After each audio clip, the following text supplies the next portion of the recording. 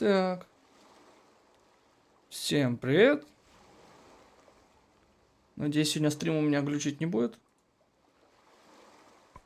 Так.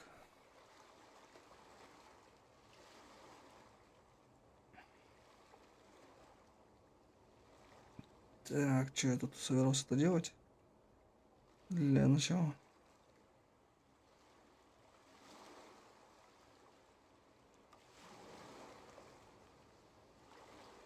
Так, началось. Так. Всем привет. Заходите на канал.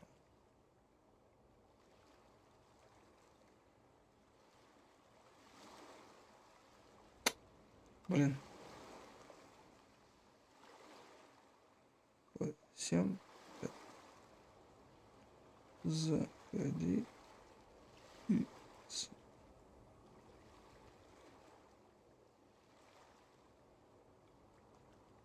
А, теперь да. Так.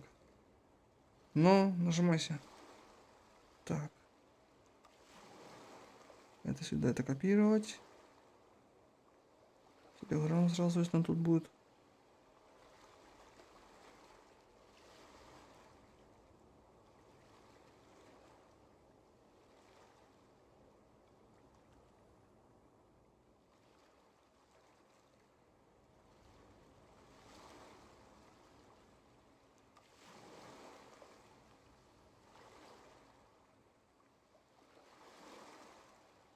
Так.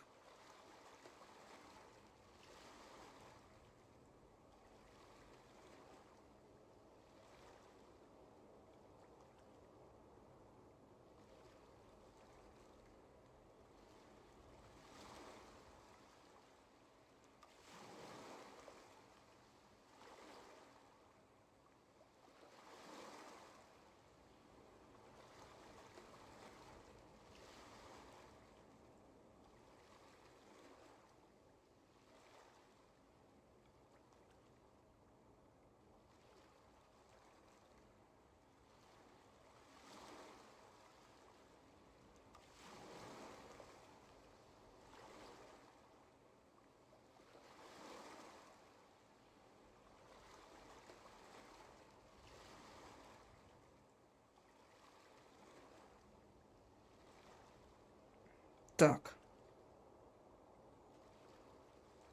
Посты есть вроде бы. Так, это есть. Теперь сюда.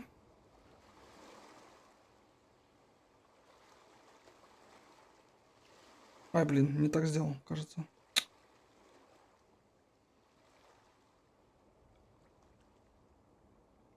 Вот теперь да. Так.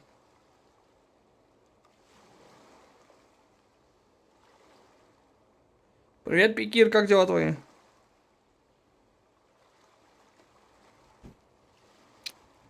Так, где тут этот?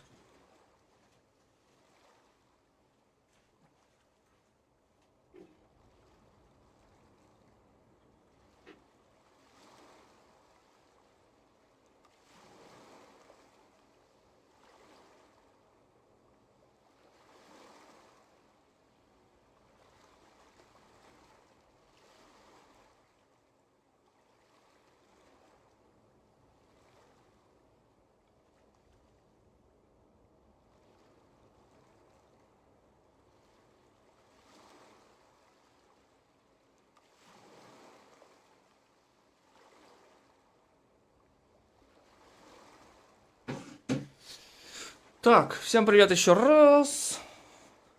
Фармить я буду уже потом. Если не забуду, то у меня тут... Пошел делать гайд на звуковые, на музыкальные пластинки. Зашел на территорию квеста, и у меня квест начался. Пришлось игру закрывать, чтобы не продвинуться по сюжету. И сейчас вот на стриме уже его начинать делать. Так, где мой чат? Вот сюда. Привет, Майки, как дела? Где, в Геншине или где, Пикир? Для нового босса электроперс нужен? Эй, просыпайся, Соня. Мы же собирались встречать рассвет вместе, а ты все еще спишь. Голос пойман? И где же она? Блин, а можно не пешком? Блин, как я ненавижу это в играх, вот это пешкодрябом идти. Они издеваются? Мне что, 98 шагов нужно сделать, чтобы до квеста дойти?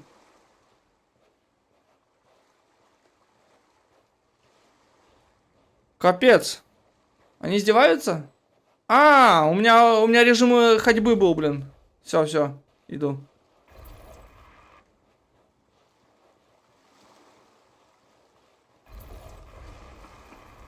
Чё за...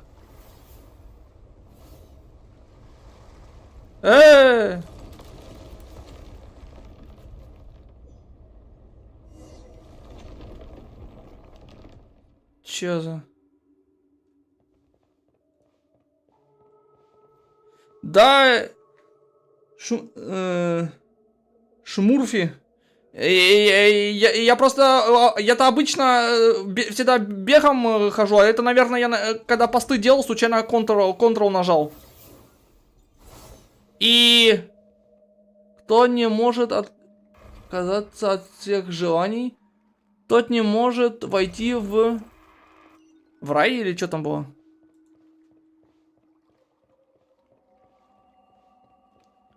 Кто там войти не может? Кстати, вот сейчас вот эти лаги, которые происходят, у нас точно такое же была похожая штука. Помните, когда мы квест с Доторой закончили? Мы сумерцы верим, что владение впадание называют небесами, но на самом деле это ад. Здесь нет ни рая, ни ада. Короче, пространство Асмодея это типа чистилище какое-то для избранных, блин. Мне удалось отречься от всех желаний.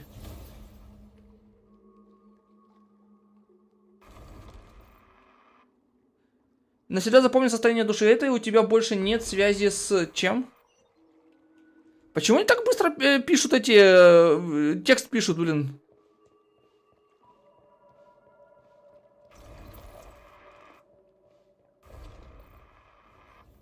Навеки останься здесь.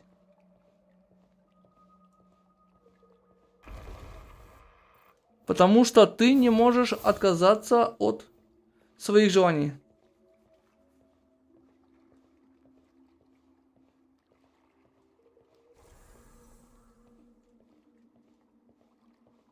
Кстати, походу Миланта из Вувы сбежала, она 3-звездочная.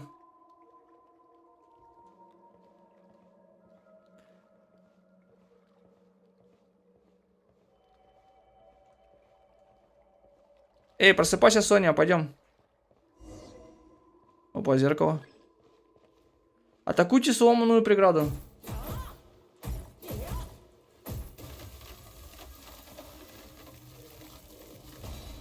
Зал без участия. Долгий день в горах, глава 2, ад, новая глава. Фига. Реально ад. 500 миров в пылинке занесено в архив. Интересное название. 500 миров в пылинке. Так. Гроб Маранаса... Чего? Гроб Маранасати. Легенда гласит, что это создание другой правящей власти. Эти творения в форме саркофагов неутомимо охраняют зал без участия и беспристрастно атакуют все приближающиеся формы жизни. Когда раскрываются их уязвимые места, Декс становится способен управлять ими. Силой Декса можно разрывать эти создания и извлекать из них фрагменты забвения. Фрагменты забвения. А, то есть мне придется сражаться? Хикарио Тобосе!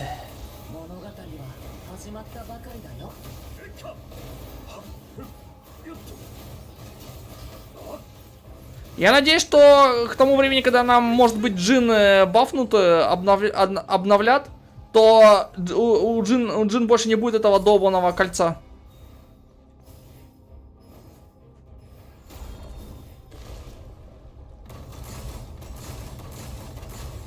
Блин. Бой продолжается. Веселый чудик.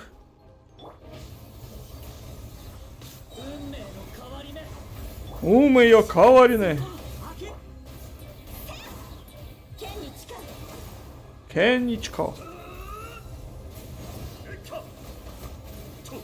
Мне интересно, что будет, когда вот эти вот штуки в бездне появятся. Потому что в теории эти штуки, они врубают режим резисты на элементы. И получается, что в бездне эти твари будут не очень-то удобные.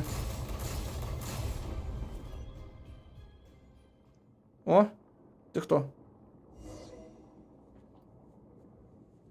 Историй. Мы вернулись сюда. В прошлый раз я был здесь. Если мерить человеческой жизнью, то это было много-много жизней назад.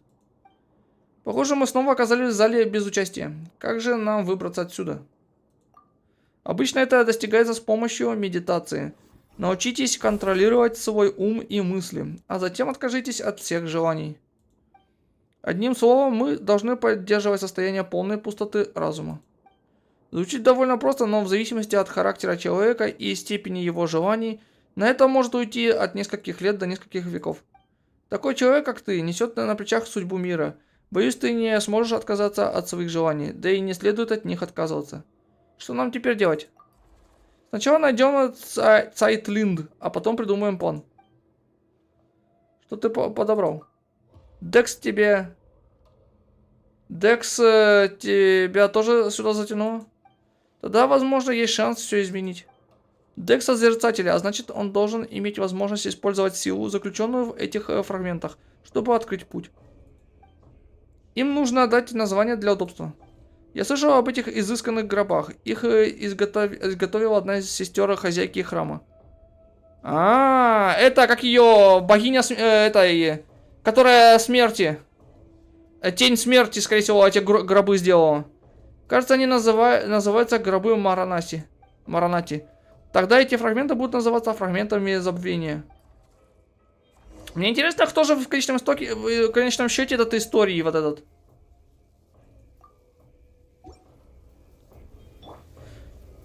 Потому что по одежде у него такая же одежда, как и у ремурийца. Только, получается, у него визуально, точнее, он визуально выглядит так же, как и ремурийцы, когда они каменные тела себе не сделали.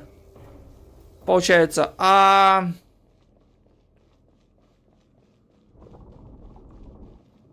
что, по ним ходить можно?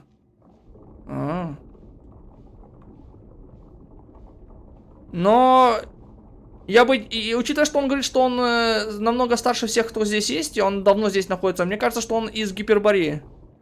Но, опять же, тут стиль одежды непонятный. Он такой же, как и у ремурийцев. До того, как они каменные тела себе сделали.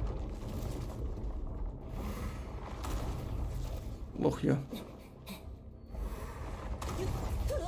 В смысле?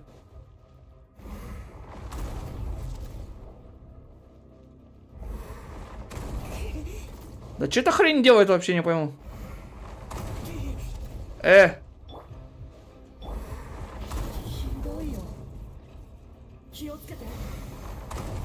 Да что за хрень?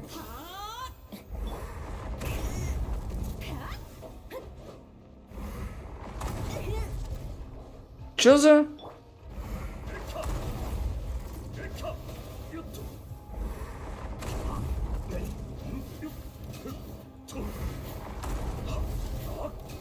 Все, нашел. Вот она.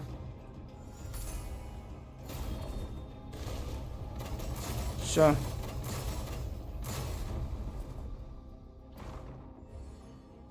Только не понял, почему у ГГ больше всего хп здесь.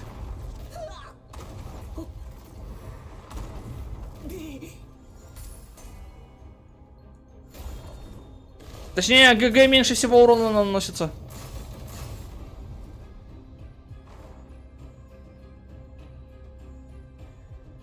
Че теперь?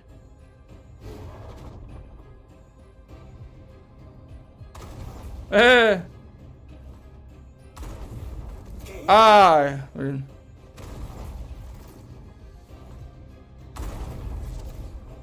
Где эта хрень?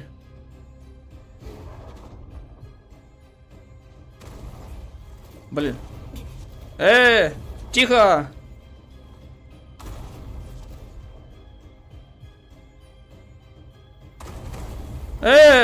Чё за...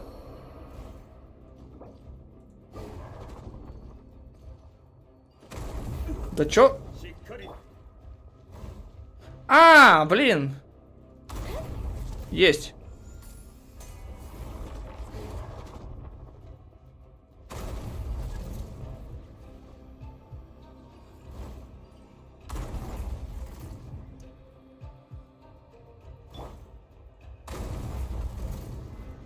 Че, еще выше? Каждый столбиков выше получается. Прикольно они тут замутили.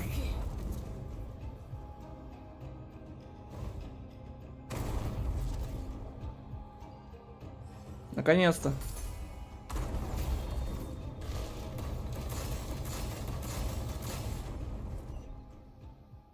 Это кто?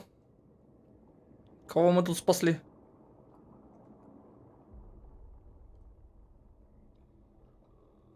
Да, это же зал без участия. Винтед, привет. Я путешественник, человек нынешней эпохи. Кто здесь, кто здесь? Я ничего не знаю о вашем времени. Меня зовут Аларе. Когда-то я был аскетом эпохи тишины. Аскетом эпохи тишины. Я не помню, сколько времени прошло с тех пор, как я оказался здесь. Это место прервало мою практику безмолвия. Как и ожидалось, практика безмыслия и желания приведет к перерождению в немыслящем раю зла. Втеки. Не благодари меня. Спасибо, спасибо тебе. Спасти тебя было спонтанным решением. Тем не менее, мы намерены искать выход, который не связан с медитацией. Вы не умеете медитировать, или в вашу эпоху этой техники не обучают? Мне потребовалось сотни лет, чтобы впервые покинуть это место. Я отказался от своего стремления к истине. Отказался от желания увидеть родных и близких. Я же хочу снова от этого отказаться. Я не хочу снова от этого отказаться. Я тоже. Декс нашел еще один фрагмент забвения. Забвение? Вы имеете в виду технику медитации Маранасати? Я знаю о ней и о том, как она применяется для развития душевного состояния, необходимого для встречи со смертью. Фига.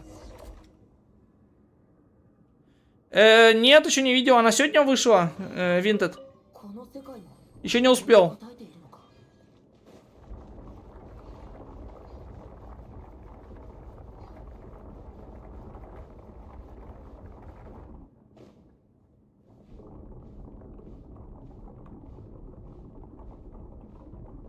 Короче, смотри, Пикир. Смотри, короче, тут прикол в том, что этим пространством, походу, все 4 тени управляют. Но типа, само пространство, это владение Астарот, но все остальные... Ой, Астарот говорю, Асмодей. Но все остальные сестры здесь тоже участвуют. Вот эти гробики, видишь, с которыми я сейчас сражаюсь, вот это, кубы вот эти, их создала Тень Смерти.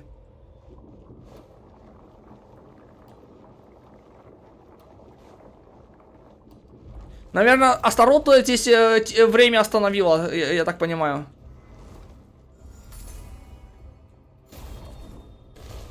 Кто там еще что-то мог... ну только единственное, что я не знаю, что Тень Жизни могла здесь сделать в этом месте.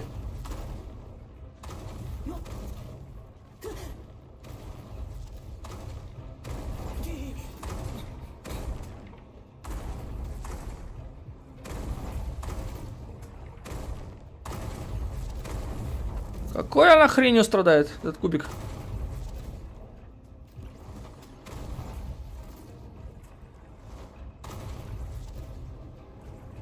Да, но я еще не видел.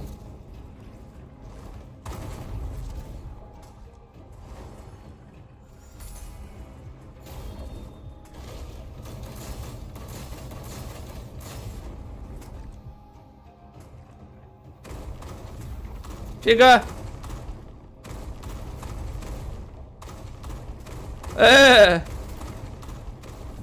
Тихо. Распрыгалась тут.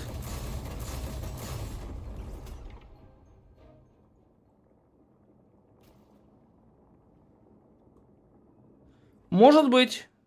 Винтед. Ты в порядке? Я в порядке. Мне приснился долгий-предолгий кошмар. Забудь. Считай, что я ничего не говорила. Я больше не могу. Почему все это происходит со мной? Почему со мной всегда происходят такие вещи? Папа, мама, а потом и сестра. Все в порядке, я здесь. Я не сержусь на вас. Что подобрал Декс?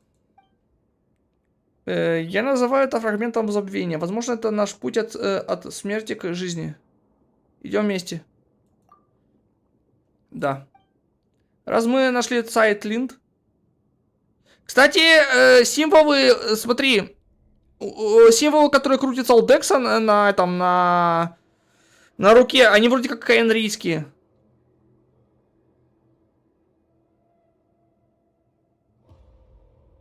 Тогда может ли быть так, что Каэнрию тени создали? А что если Каэнрию Асмодей создала? Потому что, смотрите, вокруг руки Декса крутятся каэнрийские символы. Раз мы нашли сайт Лин, давай искать выход. Ты уверен, что мы сможем выбраться отсюда своими силами? Раз Миланта и Нихилита могут свободно приходить и уходить, и даже берут с собой людей, то и Декс должен быть способен на это. У нас 3 фрагмента забвения. О, это временное название, потому что я не знаю, зачем Декс собирает их. Декс, что будем делать дальше? Пойдем туда, куда он указывает.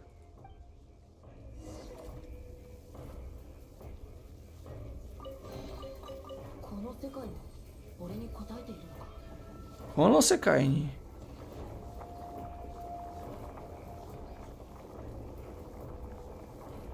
Вон опять каэнрийские. Смотри, каэнрийские символы.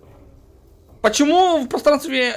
Что в пространстве Асмодей делают каэнрийские знаки?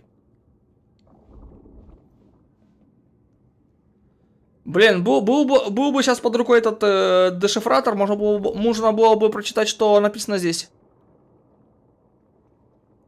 Походу, первая цивилизация Гипербореи была полностью основана на Селестии, наверное. Потому что, может быть, текст Каэнри это текст Селестии?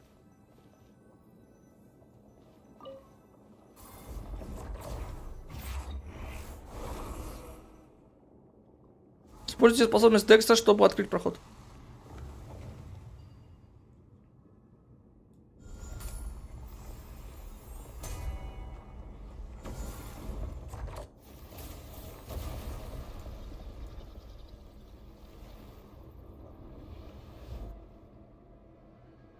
Я.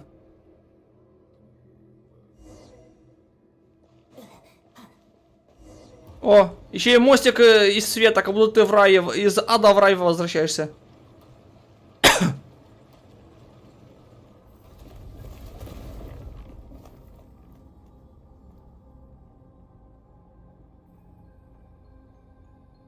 Это типа как отсылка в этой картине известна, это где бог и люди рукой прикасаются вроде бы, да? Ангелы и люди, точнее.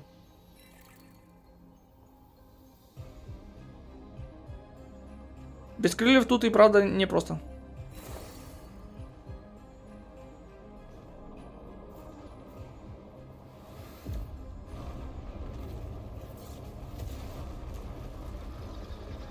Плохо дело. Неужели все пойдет на смарку?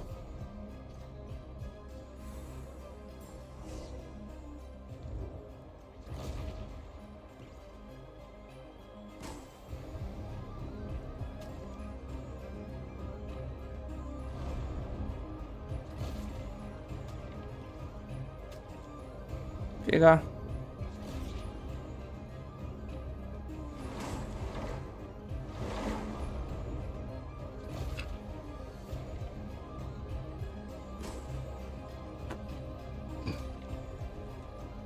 Кстати, и тут еще я читал, что вроде как намек будет на то, кто такая Пайман.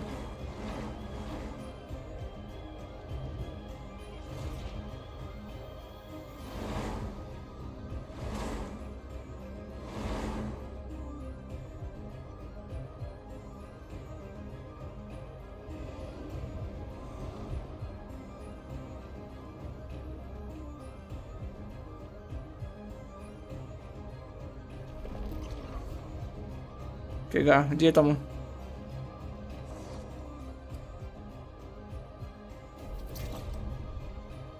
Чё за...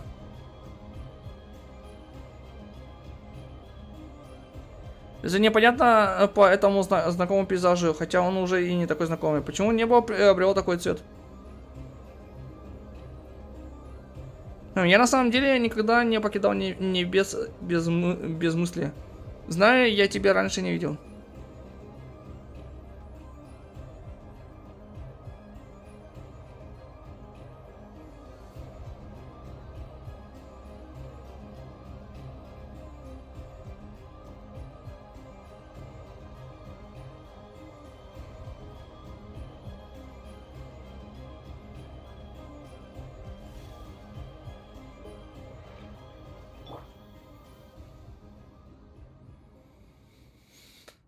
Где вы были? Вы Паймон до смерти напугали. Паймон все время звала вас. Почему малышку Паймон не затянула в зал без участия? Может, потому что кроме еды и сна она больше ни о чем не думает? Логично. Похоже, Миланта сильно разозлился. Нам нужно срочно отправить путешественника к Миланте. Давайте поговорим в другом месте, здесь небезопасно. Хотя всем все равно, но я все же представлюсь. Привет, меня зовут Алары. Ну, привет.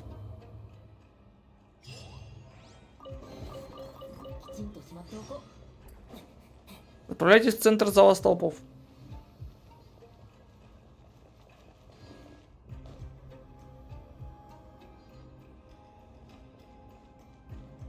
Интересное место.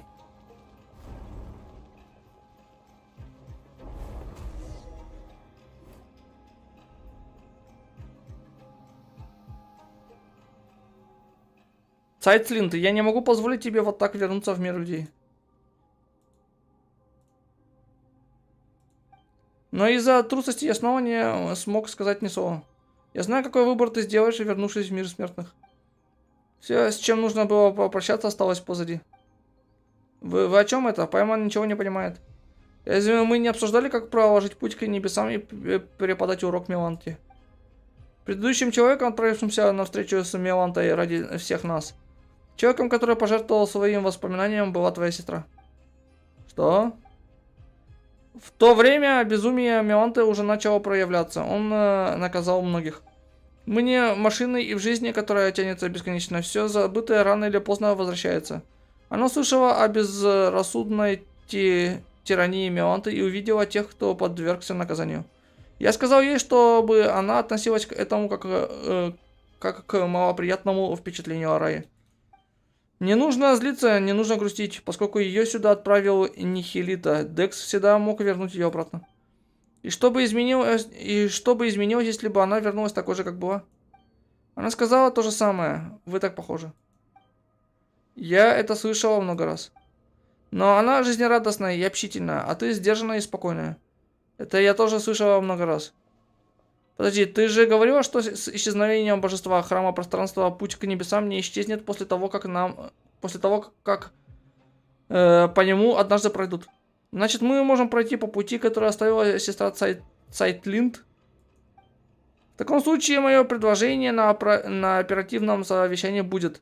Вперед. И так следует проучить его. Неизвестно, о чем говорили Миланта с Хильдой, но разгневанный Миланта разрушил путь к небесам, созданный воспоминаниями твоей сестры. А Хильда покинула это место. То есть, получается, что кому-то из нас придется пожертвовать своими воспоминаниями, чтобы подняться туда. Кстати, а что если попросить Декса? Он ведь того же вида, что и злобное существо. Раз Миланта может перемещаться вверх-вниз, то Декс, если постарается, тоже сможет. Пространство, отделяющее атриум сущности на самом верху от зала пустоты, называется коридором пустоты. Сила коридора исходит от самого храма. Это правило выхода, а созерцатели существуют для его соблюдения. Декс молодой созерцатель и не имеет над ним контроля. И что нам теперь делать? Я пожертвую своей памятью. Но... Я говорил, что причиной всему моя трусость. Истина, которую я знаю, история... Познание – это слишком тяжелое бремя. Я колебался, и Хильда это заметила. Я же не такая великая, как ты. Мучительная жизнь обычного человека. Ничтожная цена. Нет, ни в коем случае. Все говорят, что ты сокровище человечества. Давай лучше выберем кого-нибудь другого. Но у Пайман и путешественника есть очень важные дела. Нет, Пайман, все равны. Никакая великая цель не оправдывает принесение в жертву окружающих. Ходите и спрашивайте, кто готов отказаться от всего, что он пережил. Тоже неправильно. Позвольте мне. Цайтлинд. Ты говоришь то же, что и твоя сестра, но на этот раз я точно не соглашусь. Ты была здесь, стала свидетелем истории и древности до современности. Видела все чудеса, которые может предложить этот мир. Неужели в тебе не пробудилась хотя бы капля привязанности к этому миру? Теперь я. Кажется, я знаю ответ. Главный вопрос в философии, стоит ли просыпаться завтра? Видишь, ты колеблешься. Даже секунда колебания означает, что у этого вопроса есть ответ. Завтра стоит того, чтобы жить. Нет, истории. При всей твоей мудрости ты ошибаешься в двух вещах. Прошу, изложи свои идеи. Почему Нихилита выбрал мою сестру? И неужели я оказалась здесь по случайному стечению обстоятельств? Твоя сестра говорила, что это совпадение. Санаторий объявил о закрытии, но перед тем, как покинуть его, она пошла на прогулку. Была полночь, и она встретила Нихилиту. Это не совпадение. Послушай, ты когда спасаешь себя, спасаешь весь мир. Но... Оставь сестра память при себе, жить бы дальше она не смогла. Теперь я понимаю, почему ты был так уверен, что моя сестра жива. Новая жизнь, начавшаяся с чистого листа, полная надежды. Я вспоминаю отрывки из романа Карасавы Эйти.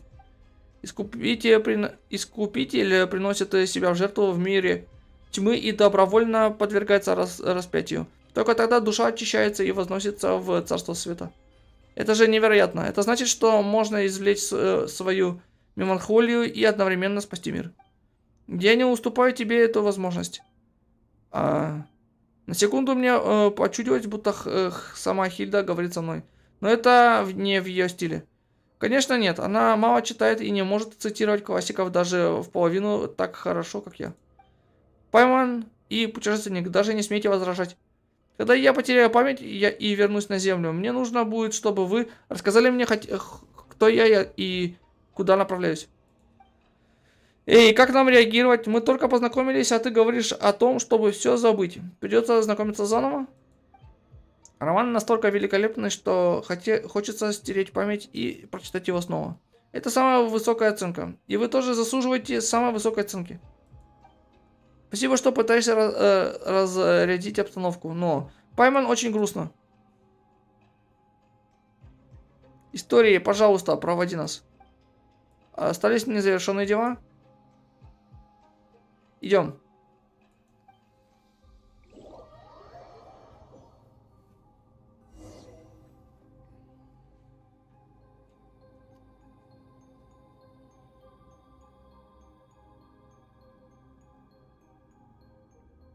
Могу я попробовать переубедить тебя в последний раз, Цайтлинд? Господин история, вы проиграли в дебатах. Если могила моей сестры пуста, разве вы не боитесь, что я прямо сейчас пойду и лягу в нее сама? Хорошо. Лестница в небеса, созданная из воспоминаний твоей сестры, была разрушена, но половина должна остаться. Возможно, в этот раз твои воспоминания смешаются с воспоминаниями Хильды и покажут необычную картину. Значит, у Цайтлинд есть шанс сохранить половину воспоминаний? Я уже объяснял. Принесение в жертву всех своих воспоминаний никак не связано с прохождением через коридор пустоты. Позволить тебе последний взгляд назад. Это всего лишь акт милосердия. Постой, а что, если мы увидим что-то очень личное? Нам точно можно с тобой? Дарю тебе память о желтой розе, увиденной однажды на закате за много лет до твоего рождения. Я посвящаю тебе мою интерпретацию тебя, все теории, связанные с тобой, а также правдивые и удивительные сведения о тебе. Вам предстоит ответить на все вопросы обо мне. Пожалуйста, не стесняйтесь, это неотъемлемая часть воссоздания моего настоящего я. Если это касается ее личной жизни, то мы посмотрим вместе. Взять и забыть про младшую сестру, а самой отправиться в кругосветку сама виновата.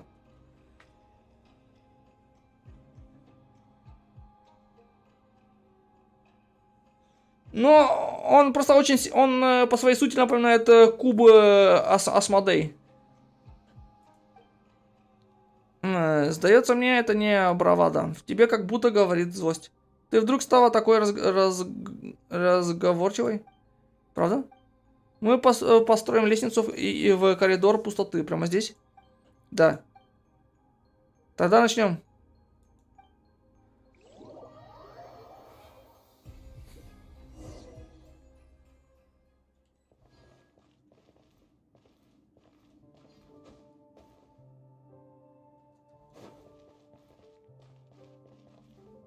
И?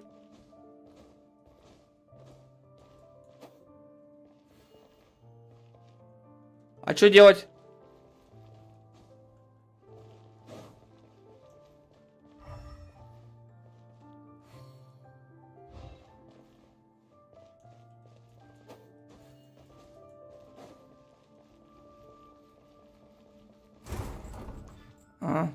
О! Эти. О, 3 лунные сестры, кстати.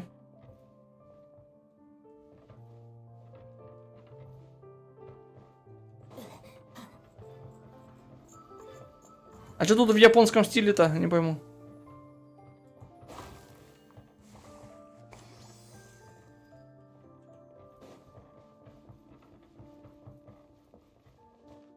А! Виндед! Смотри внимательно. Я просто спойлеры уже посмотрел.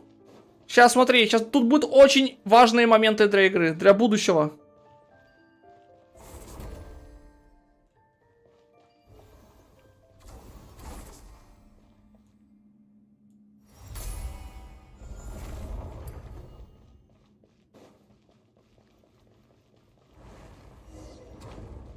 Так. Исследовать. Это почерк сестры. Это письма, которые мы не нашли внизу? Нет, просто несколько сообщений и коротких стихотворений, которые она сама написала. Это не прощание. Думаю, сестра все же жива. Мы можем посмотреть? Вы все увидите.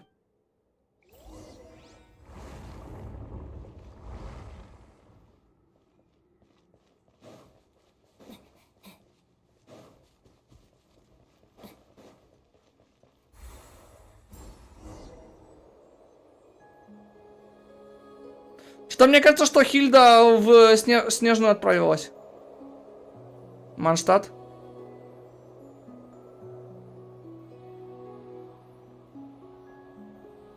Да-да-да, Пикир, Винтед, я за это тебе имел в виду, что здесь где-то сейчас Снежная должна промелькнуть.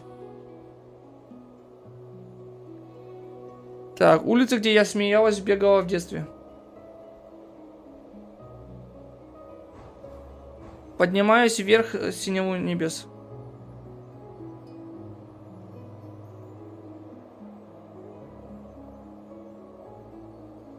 Мельницы машут мне на...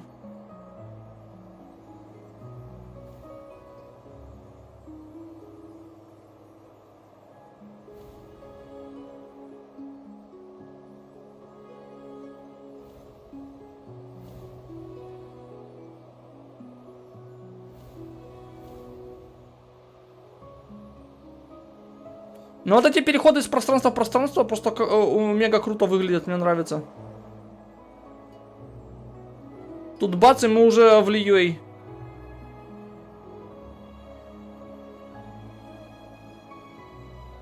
Они, конечно, с текстом немножко плохо сделали. Неудобно его читать. О, вода. Под водой. Летних красок мирный покой.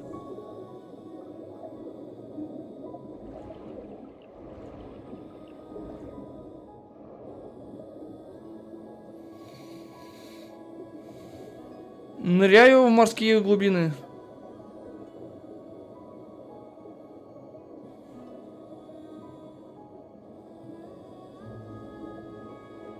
Здесь из детских фантазий корабли старинные. Хранят лишь сию...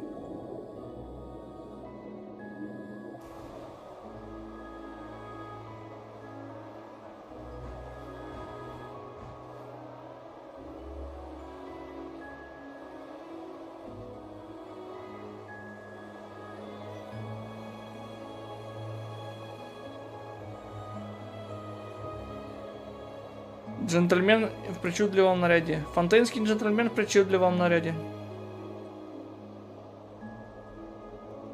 Аквабуса сходит быстро, не глядя. И растворяется в шумной толпе.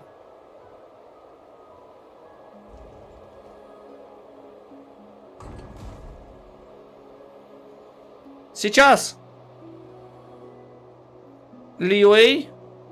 В нефритовых горах зверь изрыгает туман. Пикир, внимательно смотри. Ой, Пикир, блин, Винтед. Это Натван. Натван. Манштадт. Ветер. Ноткрай.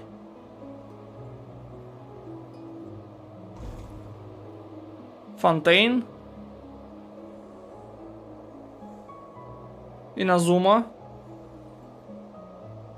Мир так прекрасен.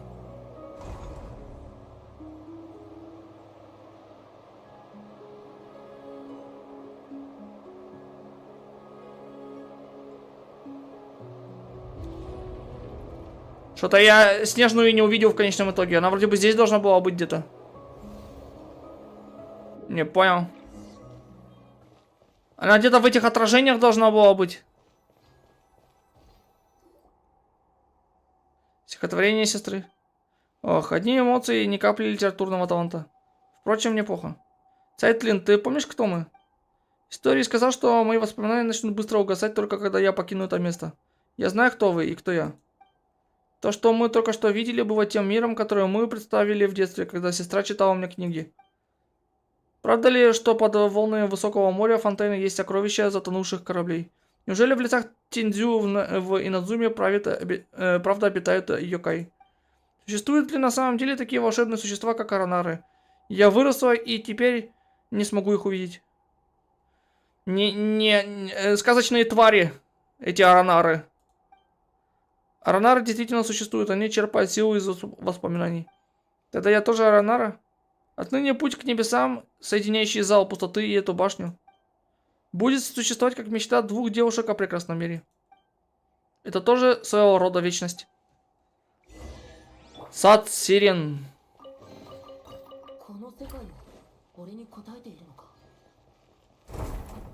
О. Дитя человечества. Нет, ты... О, моя создательница, почему ты выбрала ее и отвергла меня? Чё? Кажется, он разозлился. Верни их обратно. Нам с балбесом этим сражаться сейчас.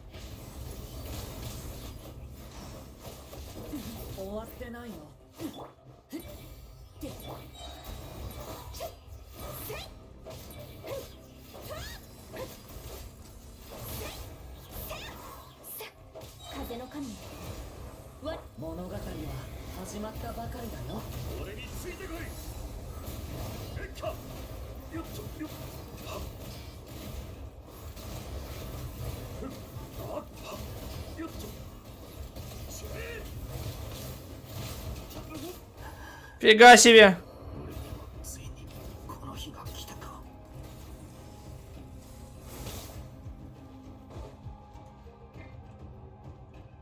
Невозможно использовать предмет воскрешения. Класс.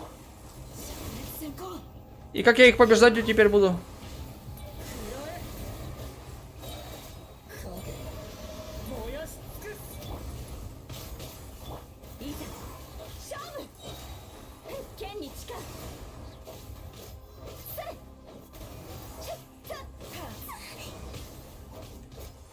Капец.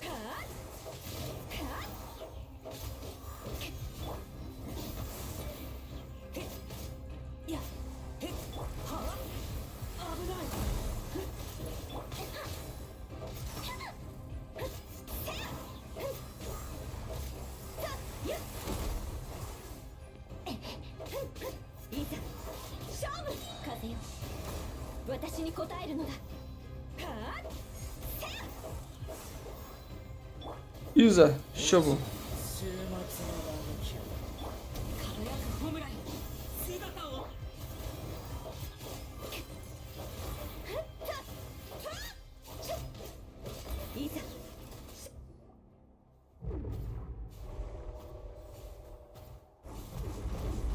Чё за...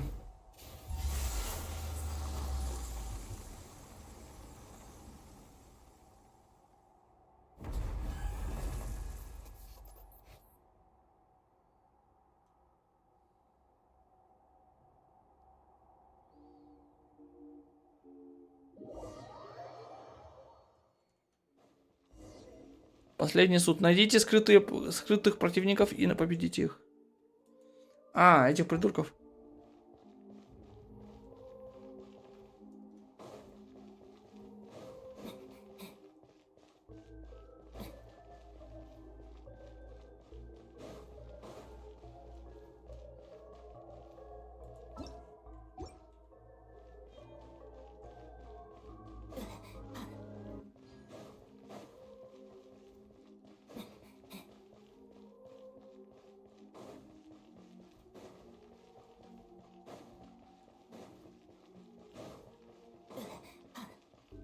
Вообще, я правильно иду?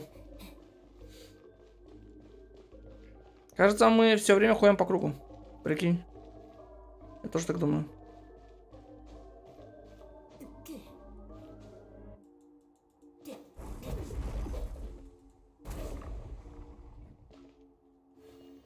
О!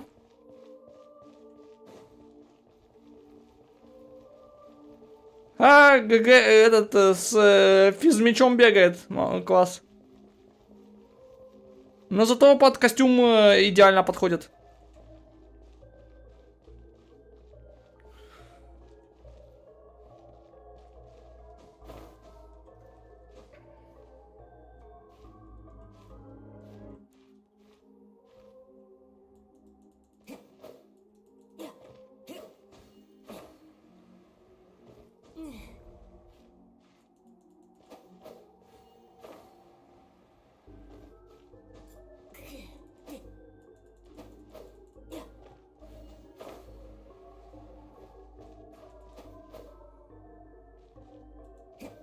Но он, да, его создательница. Он, да.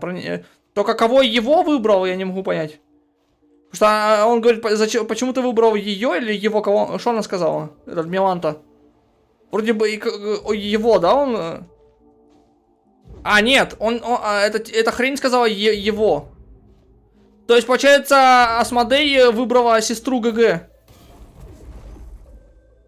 Получается. Ну вот, получается, намек. Винтед, намек с кем сейчас Асмодей, с сестрой ГГ. Потому что я слышал, что его реплика меняется в зависимости от того, кем ты играешь. То есть, если ты будешь Люмина играть, он будет говорить, ты его выбрал. А не ее. То есть, тут получается, что Асмодей с Люмин сейчас. И, скорее всего, именно Асмодей помогает Люмину восстановить Каэнрию.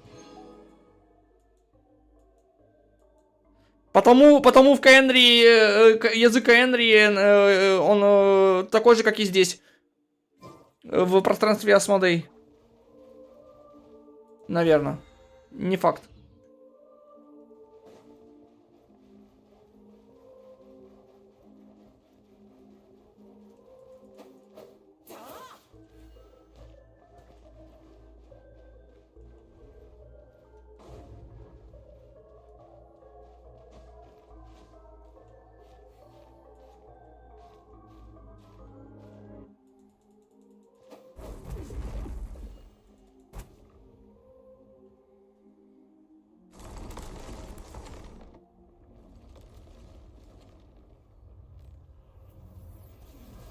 А что, он в клетке сидит?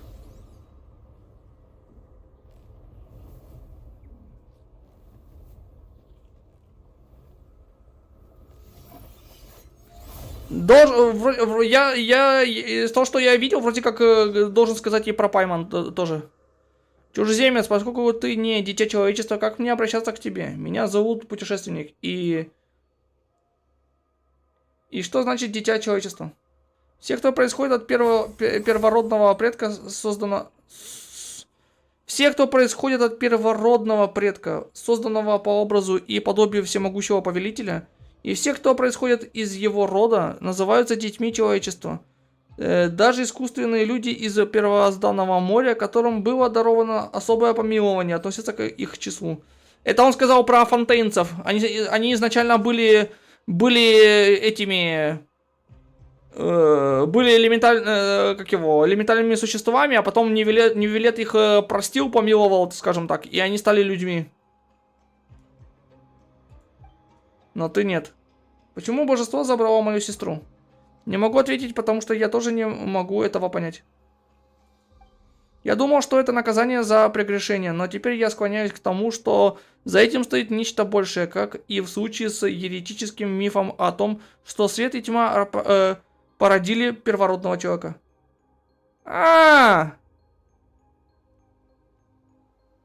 Получается, что Фонет это смесь бездны и света. Вот почему его хрен победишь. Потому что он и то одновременно. Типа как инь и янь. Баланс. Идеальный баланс. И может быть, ну, хотя люди я не знаю, но вот Фонет, скорее всего, точно. Потому хрен его победишь. Получается. Почему ты вдруг стал... Потому, по сути, все, что Фонет создал, это копии технологий драконов. Или технологии, или техники, или еще что-нибудь. Потому что бездна только копирует. Но ничего не создает сама. Почему ты вдруг стал отвечать на все вопросы? Сие правило очертано в глубинах моей души. Если дитя человеческое жертвует всем ради ответов, я обязан говорить от имени Создательницы, ничего не скрывая. Дитя человечества обречено забыть все. Мгновенные ответы и спасение в вечности – это милость богов. Тогда почему ты так сурово обращаешься с людьми из зала пустоты?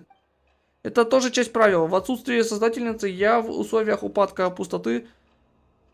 Я должен соблюдать законы моей госпожи.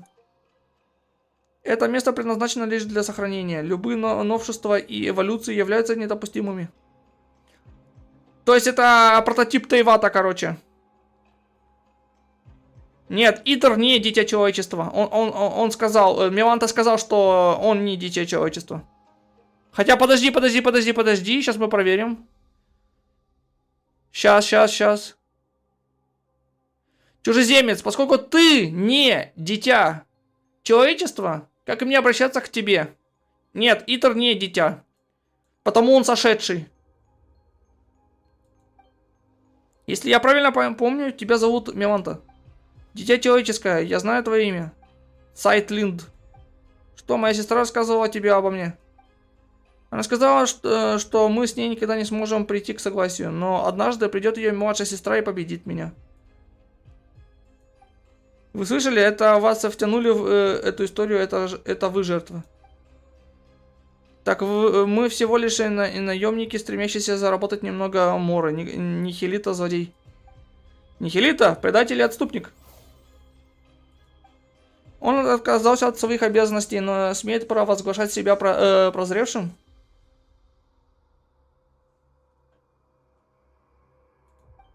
Мы, созерцатели, должны лишь безмолвно нести дозор в зале столпов. Ты чего так разволновался? Ты из тех, кому тяжелее видеть чужую свободу, чем мириться со своей несвободой? Но моя сестра ошибалась в одном. Я интроверт. Я не умею красиво говорить. Конечно, я много читаю. Возможно, я даже понимаю немало истин. Но я избегаю разговоров, когда могу. Если кто-то и изменит твое мнение, то это буду не я. Путешественник, прошу тебя.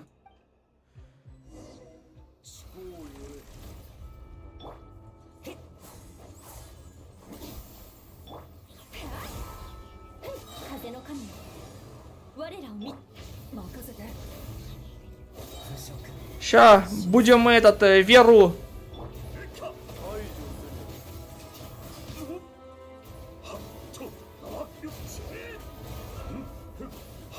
Дозорный сторожевой башни мира.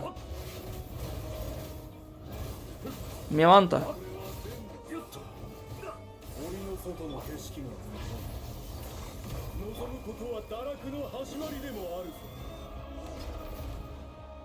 Чё? А чё, отхилился, что ли? Владыка звезд, дитя звезд.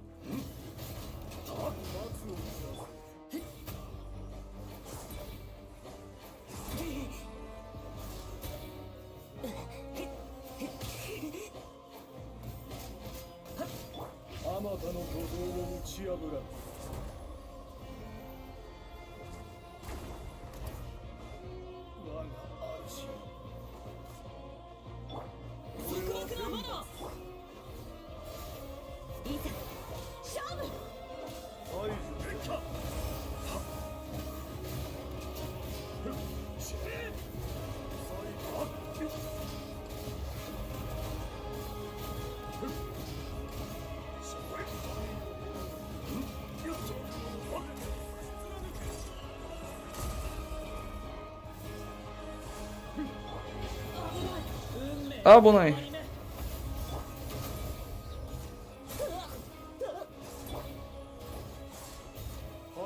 Тихо, тварь.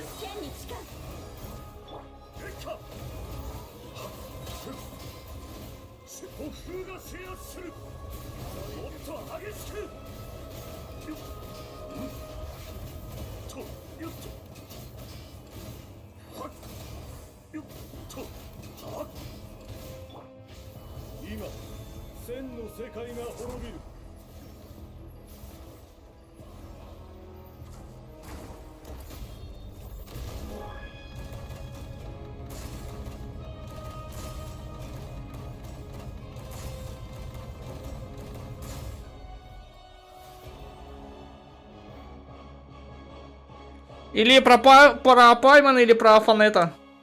Он же типа как сошедший, типа. Нихилита, Нихилита. Я понял, понял. Когда божество покидает трон, все творения обретают свободу. Миланта. Что ты хотел мне сказать? Это результат многолетней борьбы с собственной меланхолией. Хотя, пожалуй, я говорю об этом слишком поздно. Если ты чувствуешь неодолимую тоску, это физиологическое заболевание. Как можно скорее обратись к врачу и выполняй все назначения. Ты похожа на свою сестру, совершенно не...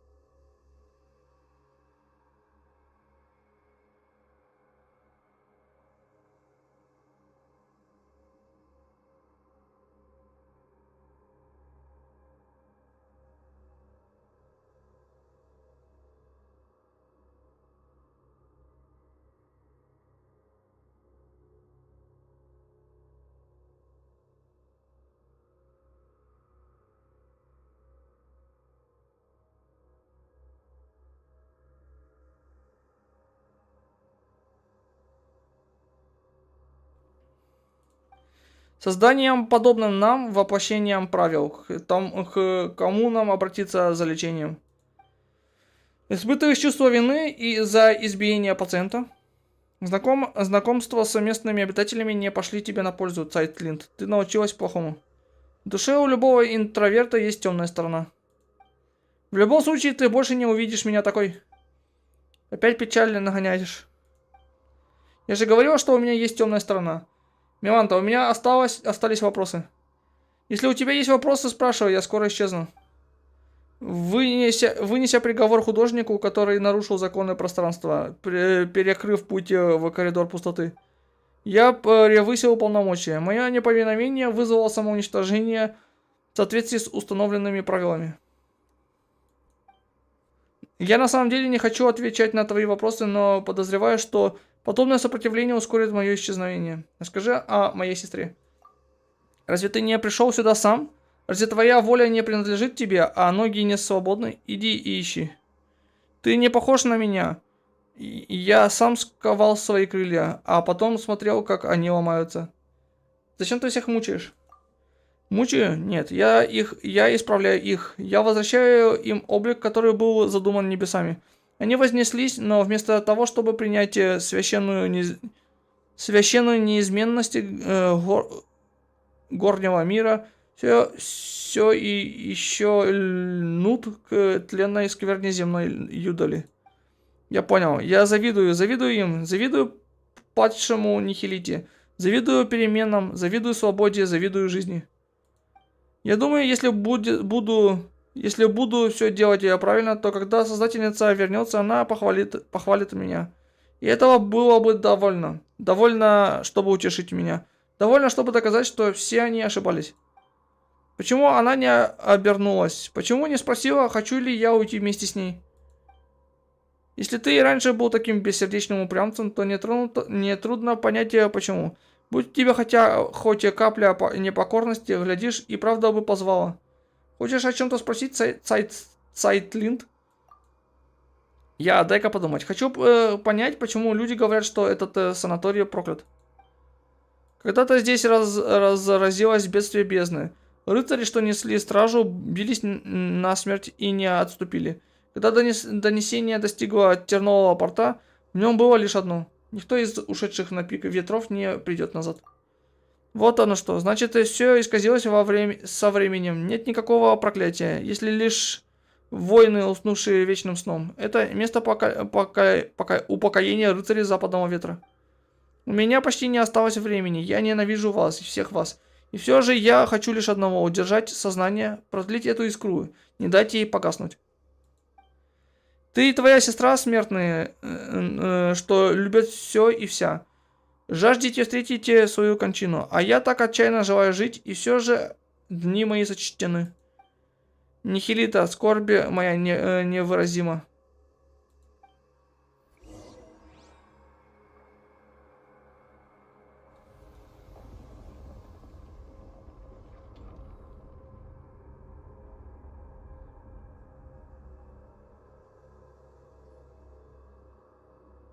Опа!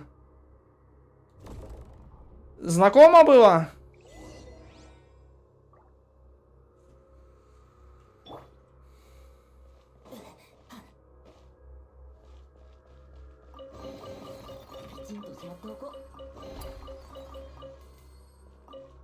Но ответов нам, по сути, никаких не дали. Нам только намекнули на то, что Фонет это смесь бездны и... Смесь бездны и света, получается. Потому он такой имбовый. Потому что... да, Асмодей снова подглядывала, получается.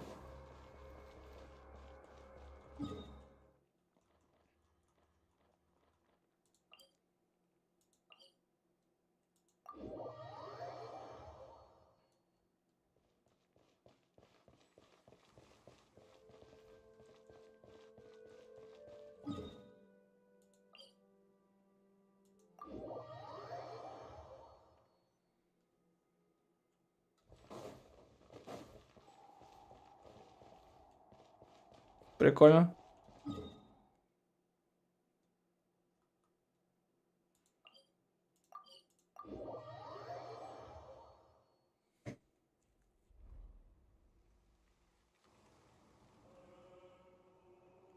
Скорее всего, да. Скорее всего, таким образом она следит. Потому что, смотри, технически, ты помнишь, на Тване перед над краем был квест с этим, с Дайнслейфом, ну, там сеструха была. И из этого понятно, что сеструха далеко в будущем, типа. Как бы. А ихняя встреча, это была просто, типа, разрыв пространства, как бы. Ошибка. Истории мы получили Меланту. Судя по тому, как изменилось небо, вы преуспели. Меланта рассказал вам что-нибудь полезное? Изначально значение слова «созерцатель» — тот, кто пробудился прозревший. Созерцатель, который закрывает глаза, может быть поглощен лишь тьмой. Однако само пробуждение противоречит воле Создателя, и поэтому расценивается как грехопадение. Кстати говоря, Декс, мы учили тебя играли с тобой, заботились о тебе. Мы все вместе тебя растили. Когда вырастешь, не забывай о нашей доброте. Кстати, ты что-нибудь знаешь о том еретическом мифе, в котором свет и тьма породили первородного человека? Я также не совсем понимаю, что имел в виду Меланта. Первое, что пришло мне в голову, это притча, которую некогда ангелы сочли ересью. Первородный человек это 100% Фанет. 100%. Или, как минимум, это Ирмин, король Каэнри. То есть, два варианта. Или Ирмин, или Фанет. Мне рассказывается о боге света, который создал тело по своему подобию, но оно было поглощено владыкой тьмы.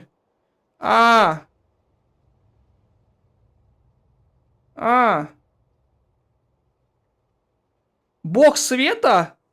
Это Нибелунг, дракон. Создал тело по своему подобию.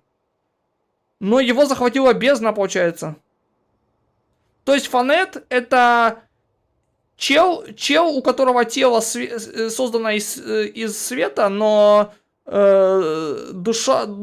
его душу захватила бездна. И получается у них баланс теперь. Тело света, душа, ну не душа, а как бы сказать, начинка, короче, скажем так. Грубо говоря, начинка и бездны. И получается у них как инь и янь. Баланс. Сила света и тьмы стали бороться друг с другом внутри этого тела. И так первобытный человек обрел в себе добро и зло. Это по сути, если во многих фэнтези, это процесс создания людей во фэнтези играх. Например, кто играл в Elder Scrolls, то там, получается, люди это типа как бы и аэдра, и даэдра как будто. То есть они объединяют и божественную доброту, и демоническую злость, типа. Ну, то есть люди это и добро, и зло. И они не могут быть ни чисто хорошими, ни чисто плохими. Так и здесь. Получается. Получается, что люди Тейвата, это не как... скорее всего, они тут вообще всегда существовали. Ну, не то чтобы существовали, их в Тейвате и создали. Скорее всего. То есть, получается, люди это объединение, смесь бездны и света. То есть, дети света и бездны, как бы.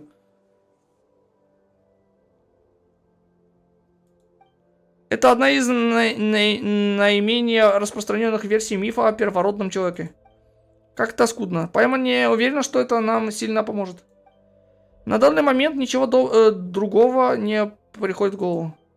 История, ты не попрощаешься со мной?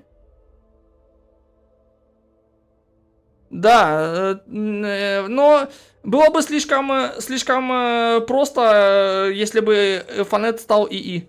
Вот Прайман вполне может быть бортовым компьютером, вполне может. Но не Фанет. История, ты не попрощаешься со мной? Я виноват перед тобой и перед твоей сестрой. По правде говоря, я сперва была молчалива, поскольку размышляла. О чем? Что написать на моей надгробной плите? О, Пайман, не думай о плохом. В конце концов, мы же бессмертны. Рано или поздно это всем нужно. Но сперва у меня не было никаких идей. На подлинном надгробии сестры написана очень хорошая эпитафия. И вот меня осенило. И что же? Моя эпитафия. Продолжение следует. Очень похоже на мысль прожить лишь раз, все равно, что не жить никогда. Человек — это постоянно развивающееся повествование, которое не должно ограничиваться лишь рамками жизни. Что ж, прощай истории.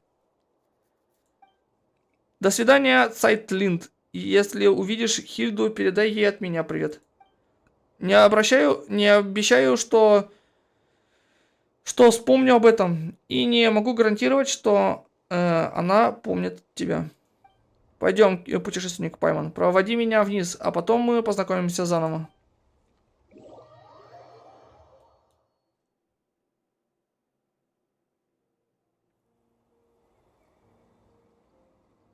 Чего только в жизни не увидишь. Я уже собиралась сказать, что вы неплохо противостояли Меланте, но... Что именно вы сделали? И кто вы такие? Твои воспоминания начинают исчезать? Кто я? Тебя зовут Цайтлинд. Правильно. А Пайман — это Пайман, а это путешественник. Мы твои друзья. Друзья? Конечно. Мы с тобой прошли через огонь и воду. Мы друзья. Правда? Я чувствую, что так есть. А твоя сестра недавно отправилась путешествовать по миру, чтобы сменить обстановку. Когда-нибудь вы обязательно встретитесь.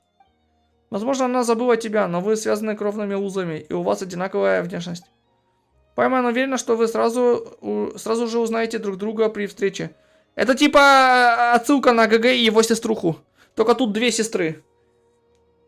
И ее сестра раньше не ее отправилась в путешествие и типа уже путешествие закончила. А Цайтлин только сейчас начнет путешествие. И тоже из Манштата.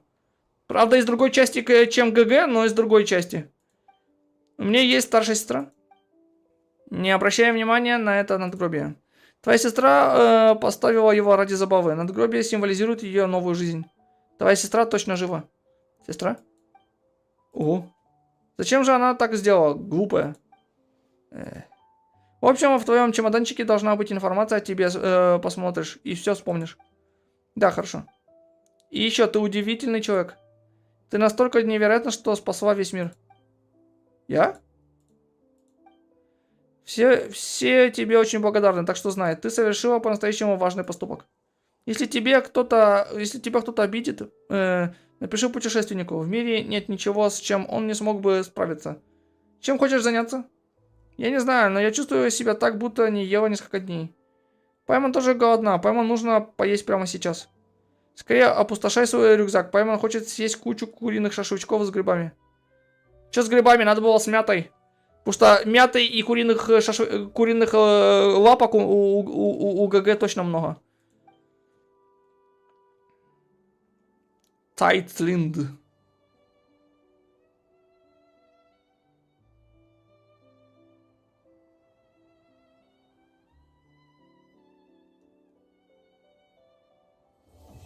Не, вот как раз теория о том, что Пайман это фанет, не актуальна. Абсолютно. Один плохой, то весь народ плохой, как бы. Вот так вот в ее случае, типа, раз Фатуй и Снежной, значит все и Снежной тоже из Фатуй, как бы. Отправляйтесь в Спиранцу и найдите там загадочного консультанта. Спиранца это таверна, которая здесь где-то. Только где она находится, я не помню. А, все, нашел, наверху. Сейчас мы варкой залезем туда. Юху! Так. А, вот, есть. Хорошо, перейдем к рекомендациям для искателей приключений в Нот-Край.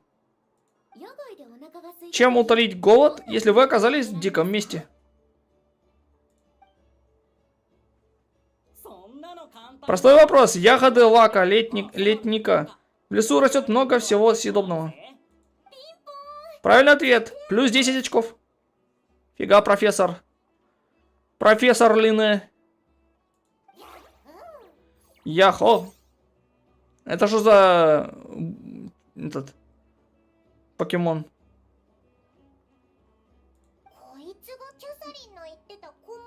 Наверное, это и есть тот самый консультант, о котором говорила Катерина. Такая молоденькая. А Катерина сказала, что она обладает необычайно широкими познаниями. Да, познания у нее широкие. Но не настолько широкие, как у Лаумы. У Лаумы познания будут пошире. Но бывают места, где ягоды вовсе не растут, верно? Что же тогда есть, наставница Лены? Линея.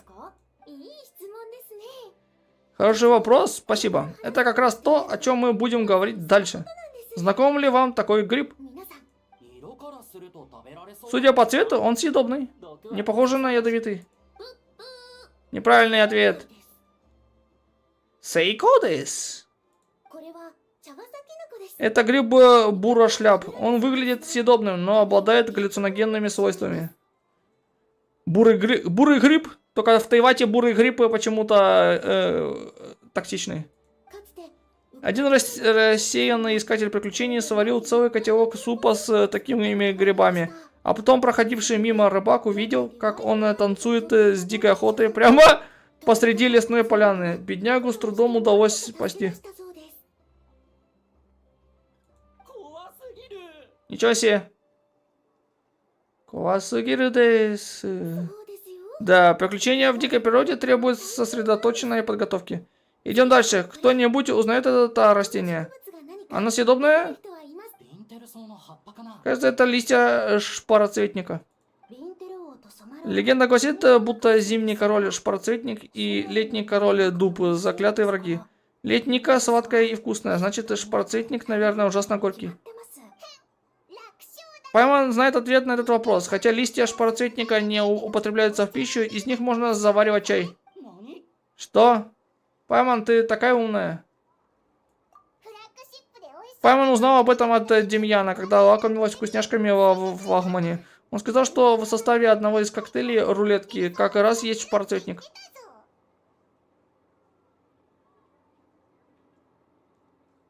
Ну да, Винтед. О, а вы? Похоже, на сегодняшнем занятии к нам пришли настоящие знатоки. Ну что, готовы к следующему вопросу?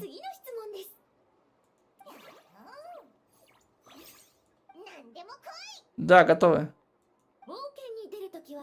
Баттл между Линей и Пайман сейчас у нас. Каждый искатель приключений знает, что в дикой местности ему понадобится компас и карта. Итак, где их купить? Ну, выполняя квесты, тебе дадут компас. Внимание, наш ответ. В гильдии искателей приключений. В самом деле, но я слышал, что источник мира тоже торгуют компасами и картами. И цены там не кусаются. Пайман точно знает, что хозяин источника мира настоящий обманщик, который торгует некачественным товаром. Верно. Однако даже наличие первоклассной карты и компаса не гарантирует безопасности в дикой местности. Как поступить, если вас преследует чудовище, победить которое вы не в силах? Обратимся за помощью к патрулирующим ратникам. Блин, ну вы знаете, Линея одела очки и совсем другой персонаж. Ей с очками намного лучше, чем без них. Правильно, основная обязанность ратников сражаться с дикой охотой. Но если вы столкнетесь с серьезной проблемой, можете обратиться к ним за помощью. Кстати, раньше бывали случаи, когда искатели приключений заманивали монстров на территорию лучезарных зверей, стравливая их друг с другом. Впрочем, этот способ рекомендовать не стоит, так у вас может появиться два врага вместо одного.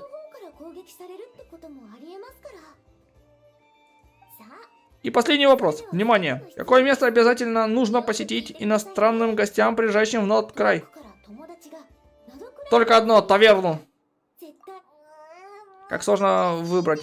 Анклав морозной луны, звездная отмель, озеро голубого янтаря. Там везде очень красиво. Гильдия Войнича, флагман.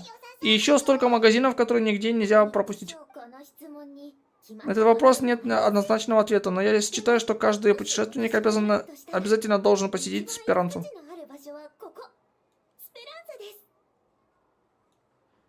Коко? Сперанса дес.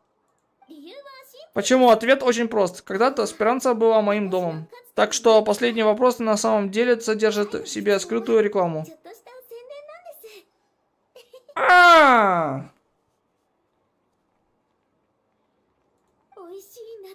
Здесь можно попробовать вкуснейший надкрайский хот-дог, цыпленка с ягодами лака. А если ты пока не голоден, можно заказать тебе пирожное с литникой и послушать забавные истории, которые любят рассказывать и местные же детишки. На сегодня урок окончен. С завтрашнего дня я буду участвовать в турнире, который проводится в Анклаве Морозной Луны. Если у вас возникнут вопросы, обращайтесь в гильдию Искателей Приключений. Другие консультанты обязательно вам помогут.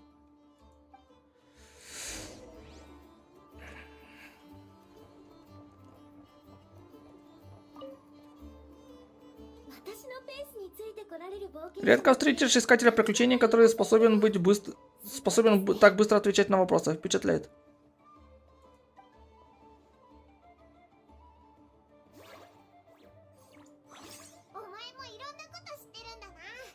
Паймон тоже под впечатлениями. Ты... Чё с Линеей происходит? Она чё, Паймон сожрать хочет? Паймон тоже под впечатлением. Ты столько всего знаешь. Настоящий консультант гильдии. Что происходит? Путешественник, она какая-то странная.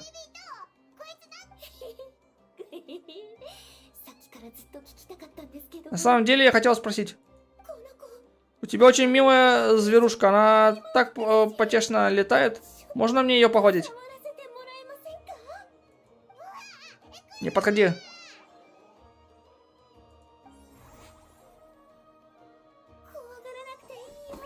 Не бойся, я хорошая. Иди сюда. Маньячка какая-то.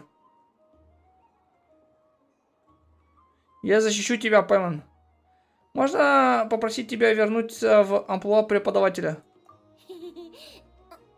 Простите, кажется, я немного увлеклась.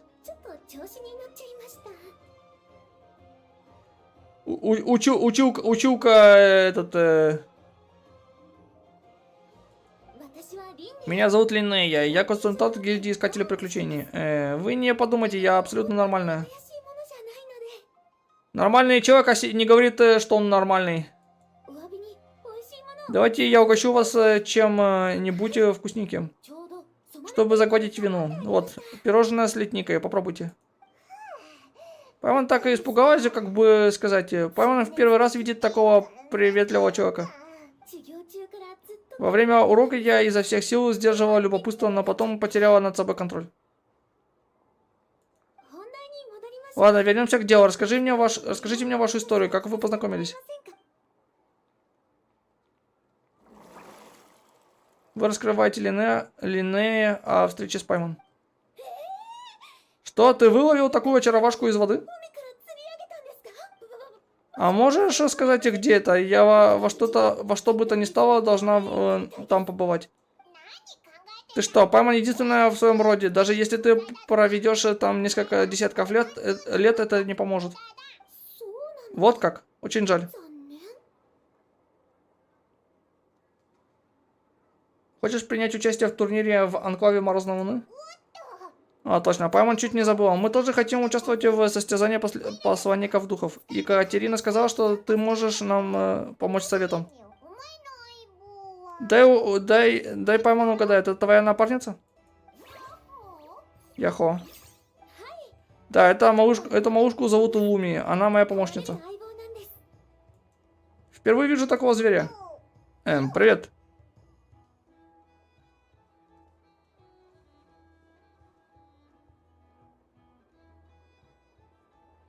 Ну да, Винты, тут похоже весь патч про напоминание путешествия, как путешествие ГГ началось, наверное. И куда оно ведет, как бы. Вы когда-нибудь бывали в землях севера от края? Пока нет. Постой. Значит, Люми родом из северной тундры? Можно и так сказать. В бескрайней тундре обитает 6 видов альвов, в том числе ледовики. И Луми как раз одна из них. А, так Луми это тоже альва. Только она, вот этот ледовик. Ледовики интересное название, но на ледышку она совсем не похожа. Очень меткое наблюдение. Люми не похожа на обычных ледовиков, она особенная. Когда я впервые ее встретила, на ней был странный картонный наряд, заляпанный краской, словно она пыталась замаскироваться под обычного ледовика. Я немного за ней понаблюдала, оказалось, что местные ледовики собираются в стаю и травят ее только за то, что она не так выглядит. Они отобрали все припасы, которые она успела собрать, и выгнали с ее лежанки. Люми не могла с ними справиться, и ей некуда было идти, поэтому она собирала ненужные картонные коробки, красила их в синий цвет и надевала на голову, надеясь затеряться среди сородичей. Стоило им ее заметить, и ее избивали. А в остальное время она жила в постоянном страхе. И вот однажды, прячась от дождя, она прижалась ко мне и отказывалась отпускать. С тех пор мы неразлучны. Вот она что, бедняжка Луми, не сладко тебе пришлось.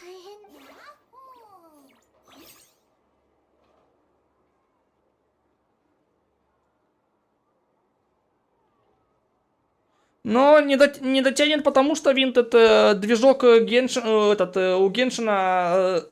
старый. Он старее, чем в ХСР, если что.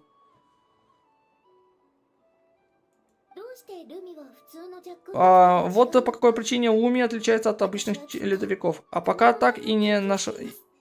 Я пока так и не нашел ответа. Это мутация, атовизм или какое-то странное проклятие.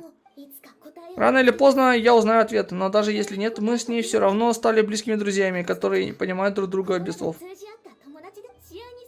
Кстати, о напарниках. Учитывая, сколько времени уходит на то, чтобы по-настоящему сродниться с другим существом, мой вам совет. Если серьезно настроены на турнире, берите в пару того, с кем вы уже дружны. Иначе шансов практически не будет. Животные, которые хорошо нас знают. А что нам есть из кого выбирать? Как думаешь, кто подойдет лучше всех? Да хорошенько подумать. О! Покемон! Агуара. Детеныш петлезавра. На протяжении долгого времени он спал в скорлупе, не желая просыпаться, пока вы и ваш заврян-спутник не нашли его в древних руинах и не позвали по имени. С тех пор вылупившийся заврянчик следует за вами, сопровождая вас, и будет расти вместе с вами. Чего? Агуара, как ты здесь... В Натване же нам покемону разрешили имя дать. А здесь, чтобы для всех... Здесь, получается, теперь он в квесте появился у всех игроков. И чтобы не было мороки, ему дали вот это общее имя, вот это Агуар. Неужели ты хочешь принять участие в турнире?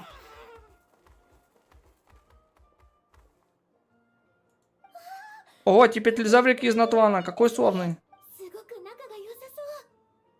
Видно, что он очень к вам привязан. Он может стать вам отличным напарником. Хорошо.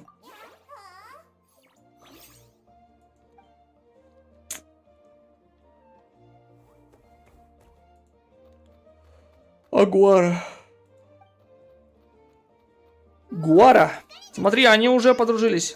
Правильно, играйте дружно и не ссорьтесь.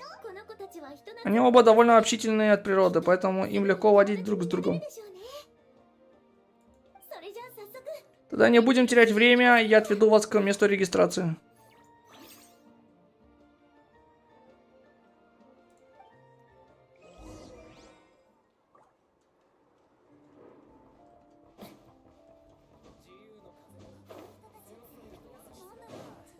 Мэйси.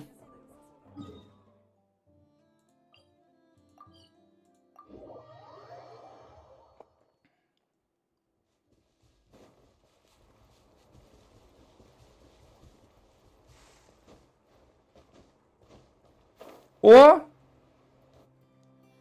Здесь много людей. О, Пайман не ожидал, что будет столько оживающих. Путешественник Пайман, вот это удача. Не ожидала вас здесь увидеть. Ой, и профессор Линнея с вами. Вы тоже хотите принять участие в турнире? Да. Муавани давно не виделись. Ты знакома с Линнеей? Она консультант гильдии искателей приключений. Недавно приезжала в Натван. Она столько всего знает, что мы зовем ее профессор Линнея. Но ты так и не ответила на мой вопрос. Если кахавозавр и кукузавр поженятся, их малыш будет уметь летать и плавать? Это едва ли возможно. Они ведь относятся к разным видам. Как жаль, слышишь, Мамава? Поиски жениха в клане цветочного пера все-таки отменяются. Значит, тебе нравятся кукузавры? А я думаю, откуда такой шум? Только посмотрите, кто тут у нас. Ита, серьезно? Как ты? Только не говори, что ты тоже приехал на турнир. А то как же, я, Аратаки Ита, вывожу целое состояние, чтобы сесть на корабль и припутить в этот ваш, как там, гуляй. Ноткрай. Привет, меня зовут Муавани. Ты тоже друг путешественника и Пайман? Само собой. Привет, я знаменитый Аратаки жучинный гладиатор Ита. Главарь самой известной банды Надзумы, банды Аратаки. Вот это имя. Банда Аратаки. Кажется, где-то я не слышала. Шут Гороховый, не заморачивайся, зови его Аратаки Ита. Эй, кого ты шутом назвала, фиалковая дынька-малявка? Фиалковая дынька, то есть ты разновидность фиалковой дыни? Я бы не сказала. Пайман никакая не дыня. Где вы видели, чтобы дыни были такими милыми? Ита, ты здесь один? Ну, пока в банде хватило денег, отправите в поездку только меня одного. Но не волнуйтесь, вот стану чемпионом и на призовые доставлю сюда шиноби и остальных. То-то будет веселее.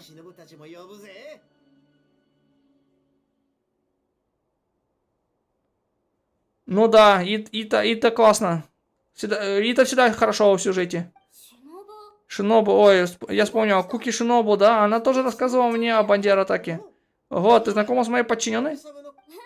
Она недавно сдавала летный экзамен в клане цветочного пера, и Часка сказала, что она очень талантливая девушка. Подожди, то есть она твоя подчиненная? Тогда ты намного круче, чем я думала. Мамава, нам придется выложиться по полной.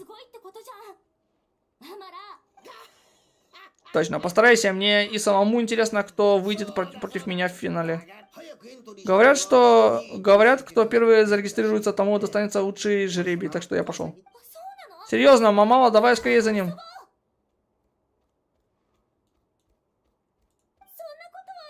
Такого правила нет. Что, мы тоже идем за ними? Ваташитачива и Камашока. Войта. Друзья, благодарим вас за регистрацию на состязание посланников духов. Из-за большого числа заявок сначала мы проведем отборочные соревнования, чтобы определить 16 участников, которые пройдут в основной турнир. До полуфинала все пары участников будут определяться с помощью жеребьевки. Также имейте в виду, что на турнире работают две арены. Участники распределяются по аренам случайным образом, в зависимости от того, какой соперник им достался. Если у вас еще есть вопросы? А где мы будем тянуть жеребий? Прямо здесь. Завтра, когда регистрация закончится, подходите ко мне и тяните жеребий, чтобы узнать своего противника и в отборочном туре. Желаю всем удачи. Спасибо. Луми, Агуара, ну как вы? Волнуетесь? Яхо. Отличный настрой. Яхо. Яхой.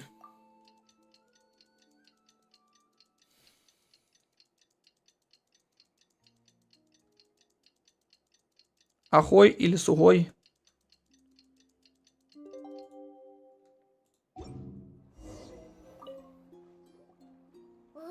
Интересно, кто будет нашим первым соперником?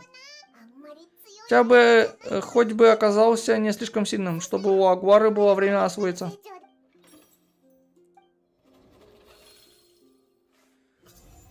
Артаки Ита и его напарник Алый Воин.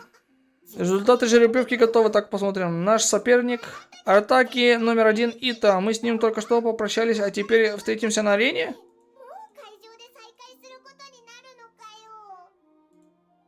Похоже, в финале у нас будет все-таки другой соперник. Но все равно нельзя недооценивать противника. Это наш первый поединок. Нужно показать себя с лучшей стороны. Я видел, вас распределили на первую арену. Я буду на второй арене. Увидимся после отборочного турнира. Удачи и не вздумайте проиграть. Хорошо, Линея и Луми, мы в вас верим. А куда идти?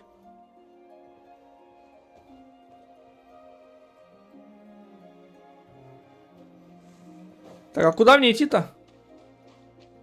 Как я приму? А, все, вижу.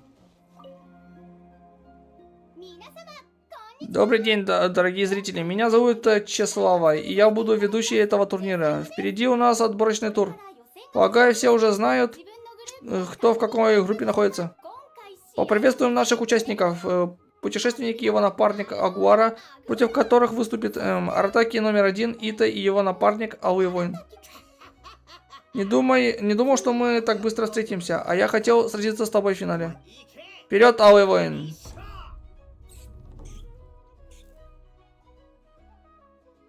Мне тоже так кажется, Винтед. Давай, Агуара, покажи им, на что мы способны. Противники горят желанием сразиться. Ну что, предлагаю оставить слова на потом. А сейчас начинаем поединок. Кайшин! Сейчас мы ему фаталити сделаем. В сражении состязания посланников духов участники команды своими напарниками. Страна чье ХП закончится лишним. Это реально покемоны? Бой начинается. Давай, Пикачу, я выбираю тебя.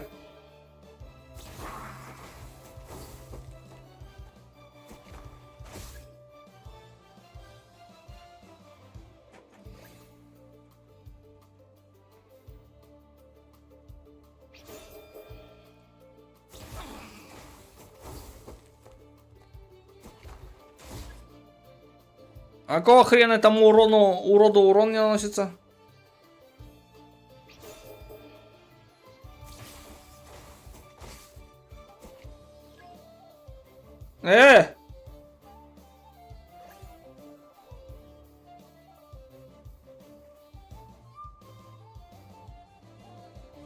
И чё?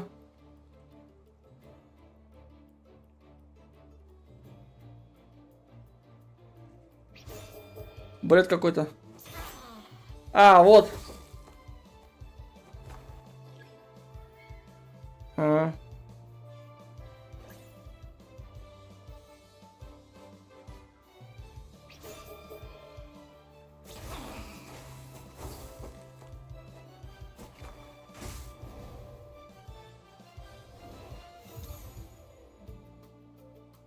За бредятина.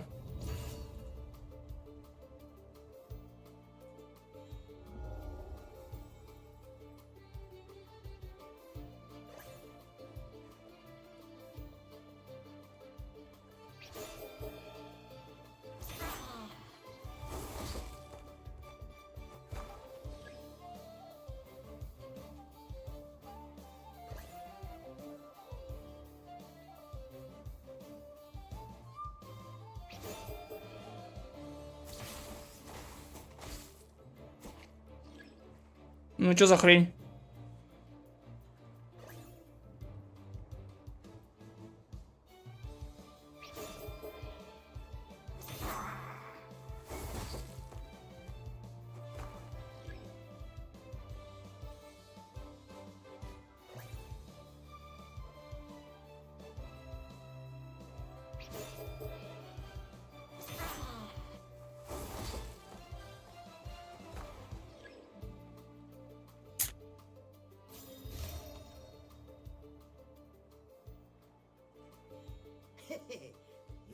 Ну да, мастерства тебе не занимать, но такие-то голыми руками не возьмешь.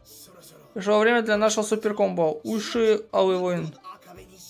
Алый Воин, и я хотел экипировать тебя механической броней, но сначала тебе надо нарастить мышцы, поэтому мы и сражаемся с сильными противниками, чтобы ты стал крепче.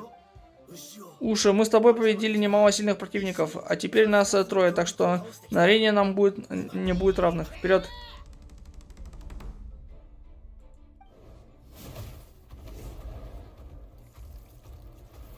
Что за бред?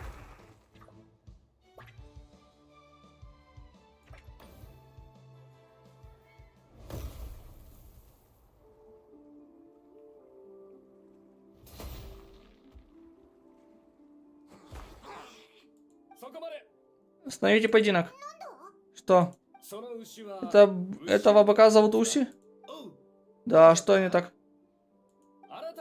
Такие-то дисквалифицирован за выход на арену с дополнительными напарниками. Победители, путешественник и Алгвара.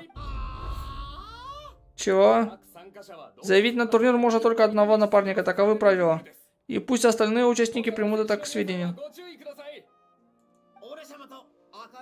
Мы с Алым Воином и Уши одно целое. Они должны считаться за одного напарника. Эй, да постойте же.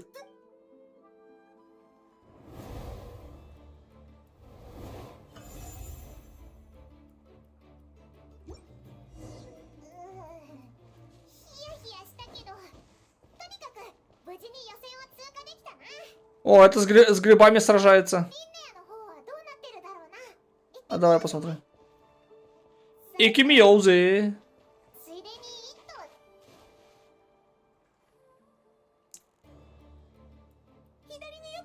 Уходи влево, Люми.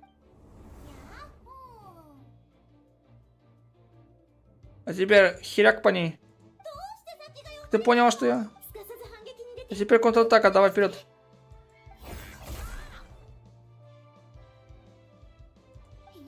Отлично, давай.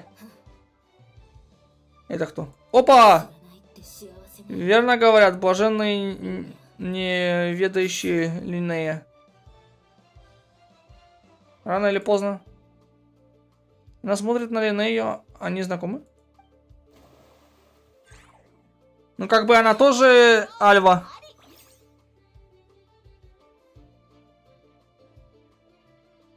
Вон она сбоку. Она и Снежной похожа. Видите ее? Она самая первая с правой стороны стоит, девушка. Победа присуждается Линнее и ее напарнице Люми. Поздравляем их с выходом в следующий раунд. Как же так? Икутурсо. Икутурсу. Где она такое имя придумала вообще? Отличная работа, Люми. Яхо. Путешественник Пайман, как прошел ваш поединок? Мы тоже победили. У вас с Люми полное взаимопонимание. Спасибо за комплимент. Да, мы сегодня неплохо выступили. Не только Люми, но и я. Как бы сказать, иногда мне кажется, что я могу предугадать действия противника. И много раз мне удавалось принять верное решение, когда все висело на волоске. Я словно перехожу в другое состояние. Со мной иногда бывает это... Началось с тех пор, как я побывала в тундре и встретила Луми. Ну и что, давайте поздравим себя. Мы все прошли в следующий раунд. Идем в Спиранцу, сегодня я угощаю. Ура!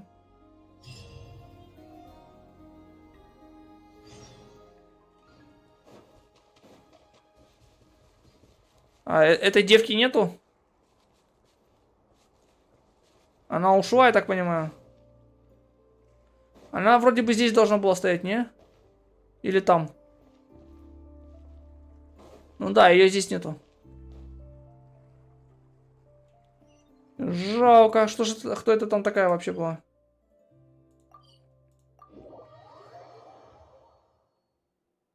Так.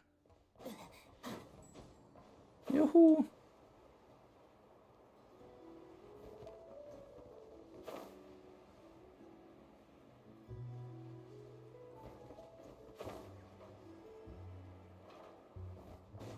Мейши.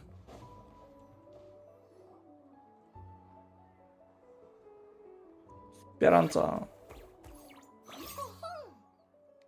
Что бы вы хотели заказать? Раз я сегодня угощаю, заказывать будем ваши лучшие блюда. О, вы про наше секретное меню? Именно. Передай повару, чтобы хорошо наточил ножи. Работу надо сделать чисто. Это отсылка к чему-то? Да, это сцена из романа «Тайный герой», который моя подруга Хелка прислала из Ливы. Один из героев романа — крутой повар, который расправляется с плохими парнями кухонным ножом. Она обожает эту сцену и каждый раз умоляет Линею разыграть ее вместе с ней. Линея, как думаешь, а вдруг шеф Юрва тоже великий герой под прикрытием? Он тоже с невероятной скоростью шинкует овощи. Думаю, это вполне возможно. Совершенно точно нет. Добрый вечер. Что будете заказывать? Давай ты выберешь. Сегодня я угощаю. Хочу отпраздновать наш выход в следующий тур. Конечно, тогда я приготовлю свое фирменное блюдо. Придется немного подождать. Не будем мешать вашей беседе. Привет, я хочу сделать заказ. Я уже иду. Иммайкимаса. Мне пора. Линея, сыграю в следующий раз.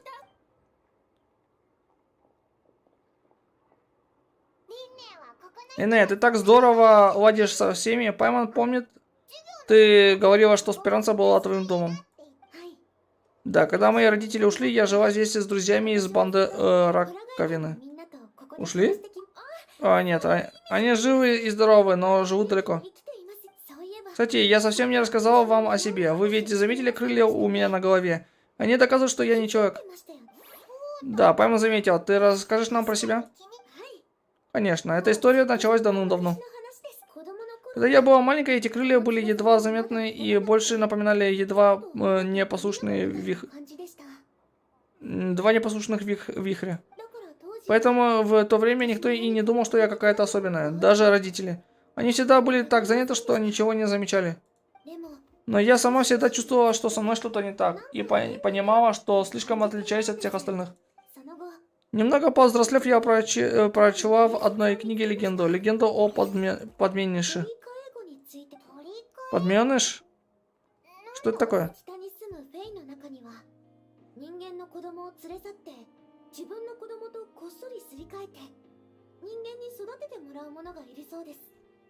Это ты за что имеешь в виду? А почему за 2? Они сказали, что будет... ты имеешь в виду что Геншин типа 7 лет будет жить, или за что ты хочешь иметь в виду? Они говорили еще очень давно, что как минимум 10 лет будет сюжет Геншина. Так что после Снежной нас еще ждет 3-4 года еще. Но зачем? Да, очень странно. Легенда больше похожа на страшилку, которой родители пугают непослушных детей. Если не будешь слушаться, альвы заберут тебя и заменят хорошим ребенком. Наверное, из такой страшилки однажды и выросла легенда. Поэтому поначалу я не придавал ей значения. Но потом стала замечать в себе все больше черт, характерных только для альвов. Например, кристаллы на моей коже, видите, у людей такого не бывает, только у альвов. О, а ты родителям об этом рассказала? Не торопись, сейчас я до этого дойду. Поначалу я решила, что буду молчать, но в конце концов набралась смелости и рассказала. Нужно уметь смотреть правде в глаза, даже когда тебе очень страшно. Само собой, у них был настоящий шок. И они не сразу мне поверили, но потом... Отец сказал, что они решили отправиться на север, чтобы найти своего родного ребенка. Они очень хорошие люди, растили меня все эти годы и перед отъездом оставили мне немного денег. Дальше я росла вместе с друзьями из банды Раковины. Ни у одного из нас не было настоящей семьи, но мы помогали друг другу и нашли жизнь все равно...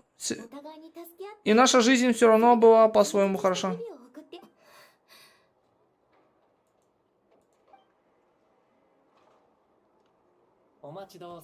Еда готова. Что прошу... Что, прошлое вспоминаешь? Да, случайно зашел разговор. О, Юрва, ну и пир ты для нас приготовил.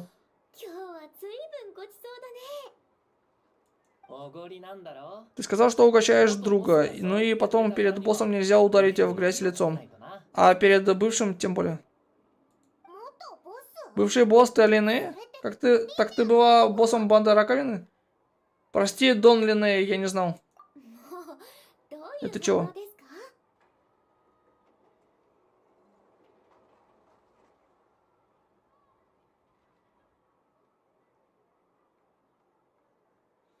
Ну так они всегда могут добавить а-ля Not Cry Vinted.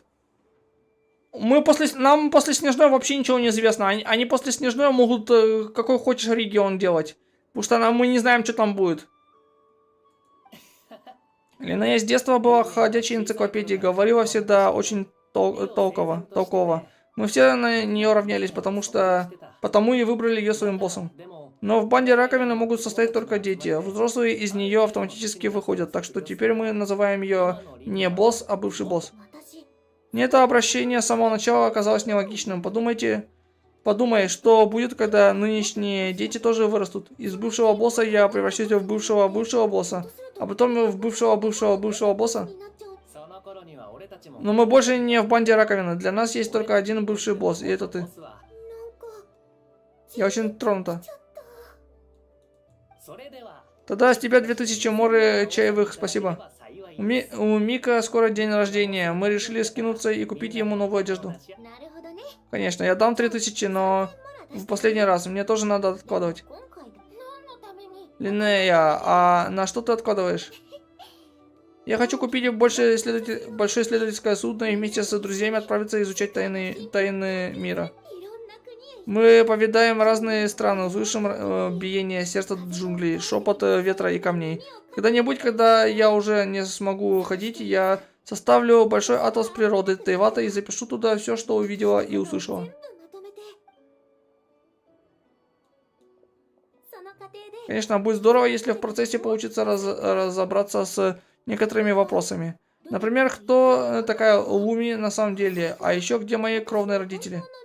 Ты пыталась их найти? Ну как, девочка в полусне, я много раз слышала одну странную песню. Ступай, дитя альвов. Иди в деревни и города, иди рука об руку с человеческими друзьями. Мир альвов полон печали, которой тебе не понять. Я сейчас не удивлюсь, если эта женщина с левой стороны, это мать Линней. Песня была на языке альвов, голос звучал ласково и тепло. Я не понимаю, в чем причина, но уверена, что они не хотят, чтобы я искала правду о своих корнях. Но я все равно побывала в тундре, пыталась найти хоть какие-то зацепки. Правда, мне там было очень неуютно. Все время хотелось оттуда выбраться. Короче, у нас в Снежной будут фетишные эльфиечки. Ну, вот эти вот альвы.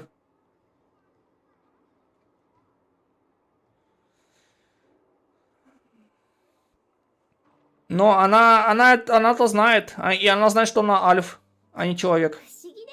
Странно, ведь это моя родина, но такое ощущение, что меня там совсем не ждут. Или на самом деле я из птичьих альвов, которым больше не по душе мягкий климат. Которым больше по душе мягкий климат. Думаю, это вполне возможно. А мне кажется, здесь есть такая какая-то другая причина. Чем меньше я знаю, тем сильнее разгорается любопытство. Ничего, однажды я обязательно во всем разберусь. Но сейчас давайте отпразднуем нашу победу. За нас! Кампай! Прямо не терпится попробовать. И тогда кикимасы! Он накай и пай. О, я объелась, а вы? Пайман тоже. Так, возвращаться спать сейчас рановато. Может, устроим тренировку для Агуары и Луми? С каждым новым туром противники будут становиться только сильнее. Яхоу.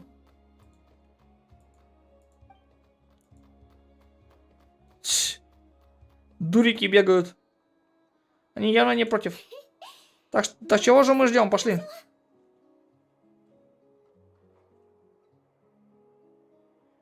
Но я предположу, что царица будет альвом. Причем каким-то очень значимым. Там типа альвом чего-то, что... Ну, альвы они разные. Например, этот Флинц это альф лампы какой-то. Ламповый, типа. И, по сути, Флинц, он еще олицетворение смерти, если ты заметил. Линнея, она типа альва-птица. У нее даже крылья на голове. Наверняка есть какой-то имба-альв, который имба какой мощный. То есть это и есть царица, наверное, скорее всего. Но я не удивлюсь, если она типа эльфиечка. Ну, то есть альвы это эльфы фактически. Но царица, скорее всего, наверняка альва. Да, их силы почти равны. Странно, но во время поединка с тобой вся моя отличная форма будто испаряется. Я не могу предугадать твои движения. Яхо. Кстати, почему у Агуары на хвосте повязан платочек? Как вы познакомились? Это долгая история. Удивительное приключение. Хочу тоже однажды взять с собой Луми и отправиться по миру на поиски приключений. Наверняка впереди нас ждет множество удивительных историй. Яхо. Люми, ты тоже этого хочешь? Но самое важное, надо выяснить, кто ты все-таки такая и откуда взялась. Тогда мы сможем найти твоих друзей. И ты больше не будешь чувствовать себя одинокой. Линнея, пора отдохнуть. На сегодня тренировка окончена. Увидимся завтра на арене, стоп. А завтра ведь снова будет жеребьевка. Надеюсь, нас не поставят друг против друга.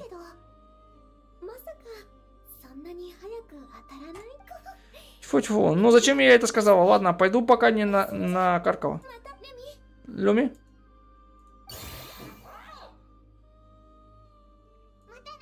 До завтра. И спасибо за ужин.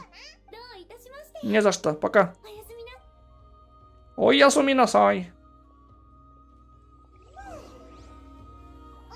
Давай вернемся во флагман и отдохнем. Пайман так хочется спать. Пайман обожралась. Удивительно. Удивительно такое возможно.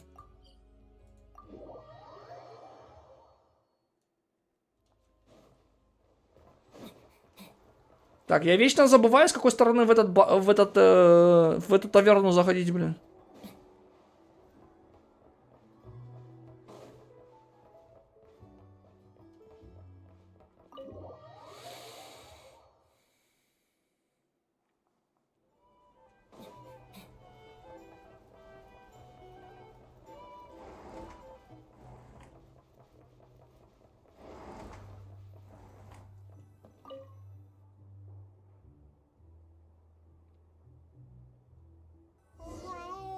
Доброе утро. Поймана проспала. Жеребьевка вот-вот начнется. Бежим скорее.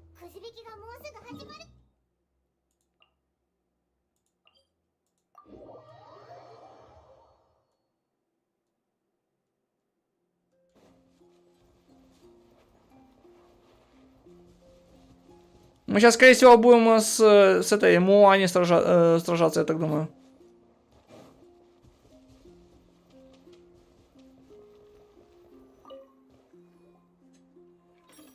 Нажмите, чтобы вытянуть палочку. Ханя и ее напарник, король Пушистик. Мы с ней встречались на турнире укротителей Сумеру. Точно, Пам вспомнила, и она все это время присматривала за нашим другом Плесенником. Интересно, с каким напарником она заявилась на турнир? Пойдем поздороваемся с ней.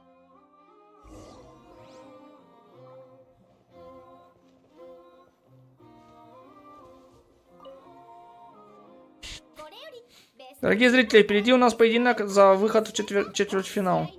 Приветствуем участников. Путешественник и его напарника Агуара сразится с Хани и ее напарником королем Пушистиком. Вот и мы встретили снова Золотой Метеор и Серебряный Спутник. После Кубка Лотоса они отпал, и у нас больше не было случая помириться силами.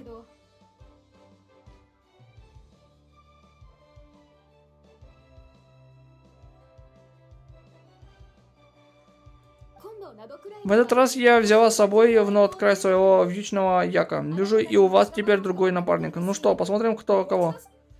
Майчидо! Ужасный зверь пустыни.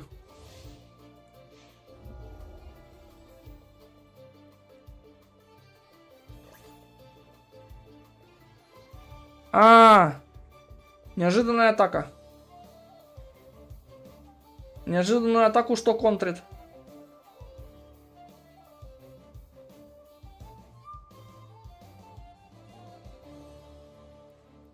Быстрая атака.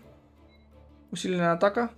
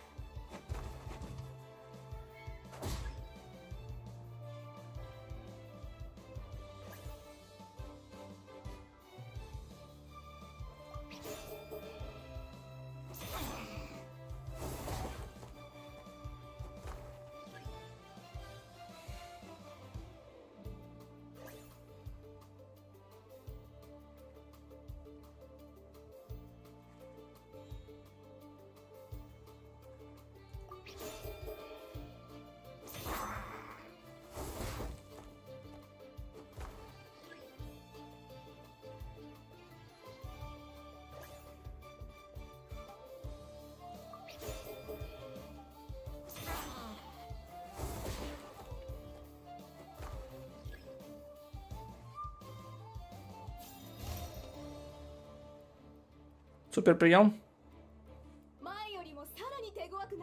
Давай еще сложнее. Но знаешь что, вьючные яки славятся своей выносливостью, потому что они и способны шаг за шагом пересекать тропические леса и бескрайние пустыни. А когда они мчатся на полной скорости, то поднимают столько пыли, что неба не видно. Отправь его в полет, король Пушистик.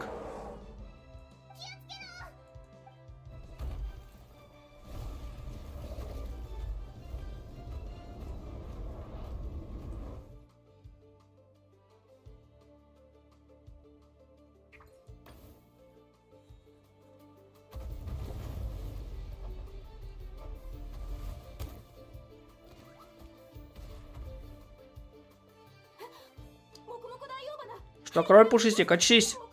Король Пушистик!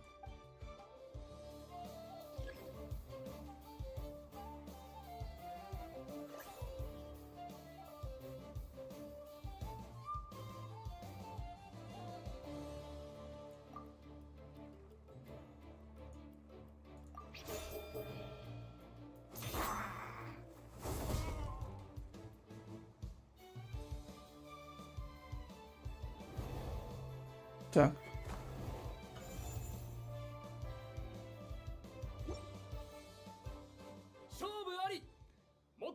Слава мир! Поединок окончен. Король Пушистиков проиграл. Побеждает путешественник Ио Агвара. Жаль, мы были так близки к победе. Даже с новым напарником ты остаешься невероятно сильным. Эх, жаль, что ты так рано выбил меня из игры. Раз победа досталась тебе, надеюсь, ты завоюешь чемпионский титул, как тогда на кубке Лотоса не отпало. Проиграть чемпиону совсем не стыдно. Мы в тебя верим. Я вас не подведу. Ура, даже четвертьфинал. Правильно, идем тянуть жребий.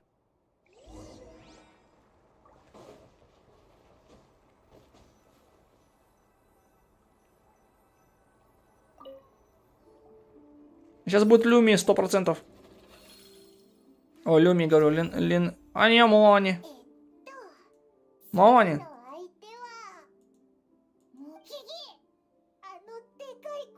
Ага, нам придется сражаться с таким огромным кахалозавром. Агуара, не подведи. Ты главная версия. Кстати, во время жеребьевки я правильно заметил, что многие участники дали своим напарникам классные титулы. Может, нам тоже придумать титул для Агуары?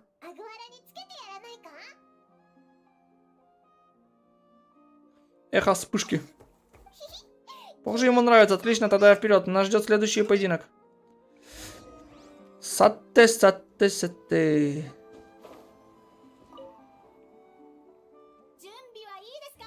Вы готовы, дорогие друзья? Итак, нас ждет поединок за выход в полуфинал. После отборных туров у нас остались только самые сильные соперники. Но кто пройдет в полуфинал, скоро выясним. Итак, поприветствуем участников. Сегодня путешественники и его напарника Гуара выступают против Моани, ее напарницы Мамалы. Как настроение, Мамала?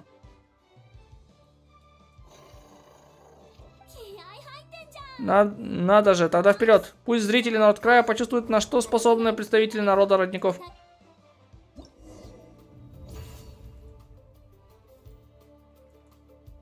Одноглазый, чё?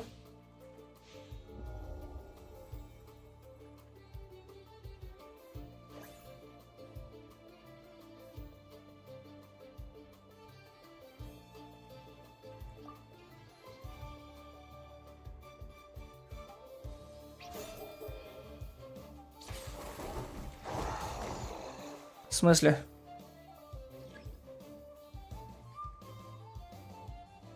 Чё за бред?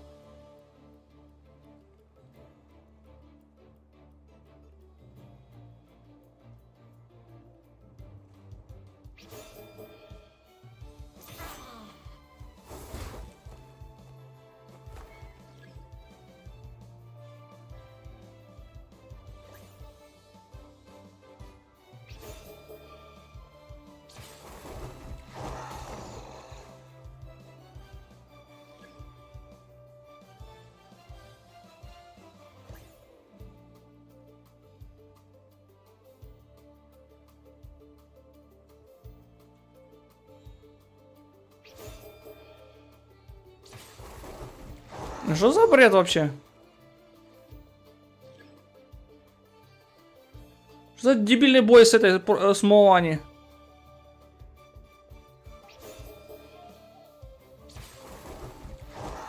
Что за бред? Как с ней сражаться вообще? Какая победа нафиг?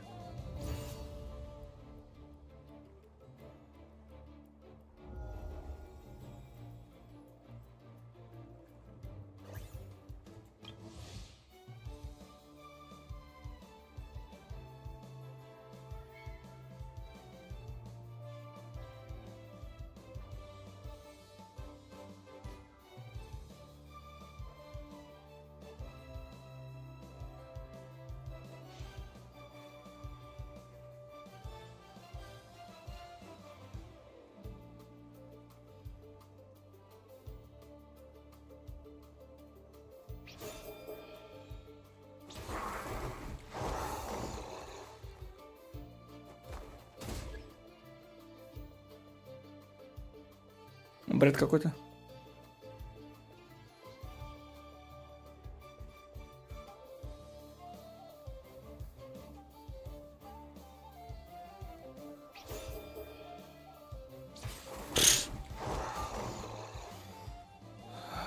Ну и как с ней сражаться вообще? Если ни хрена не понятно, что она будет делать.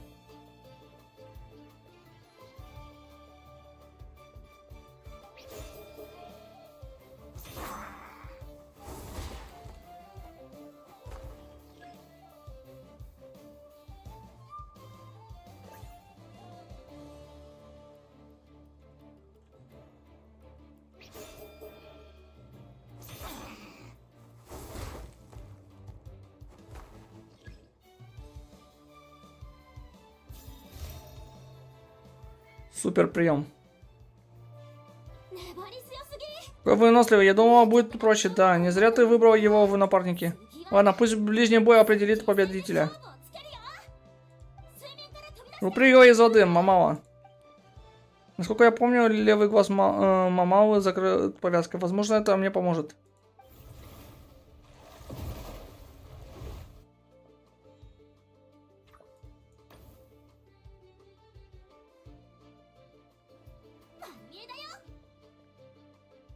Все, прекрасное видео.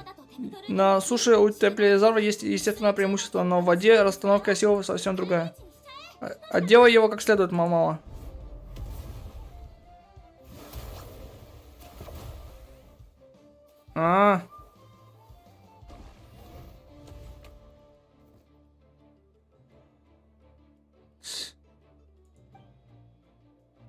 И чё? Надо было вправо прыгать или чё? Что за бред? Бредятина какая-то, этот бой с Мулани.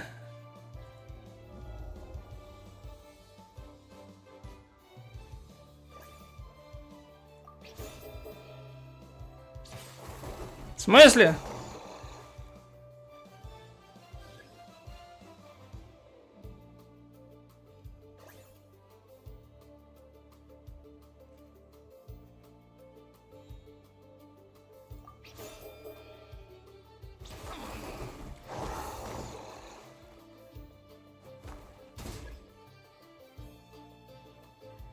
Бред какой-то.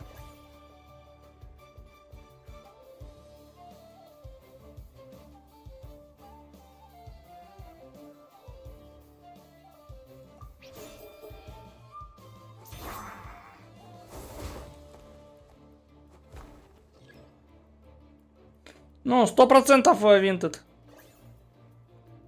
100% так и есть.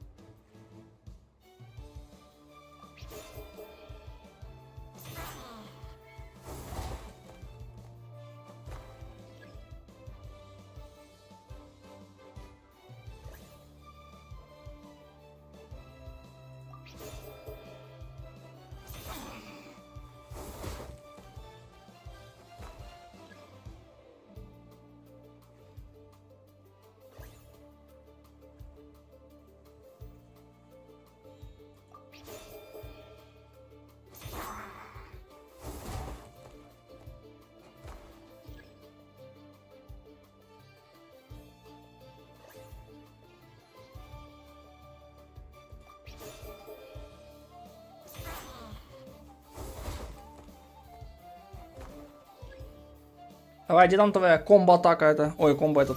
Ульта.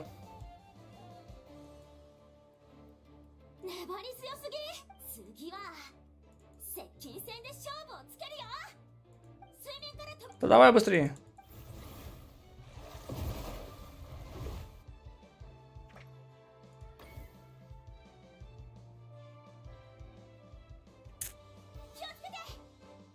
Осторожно.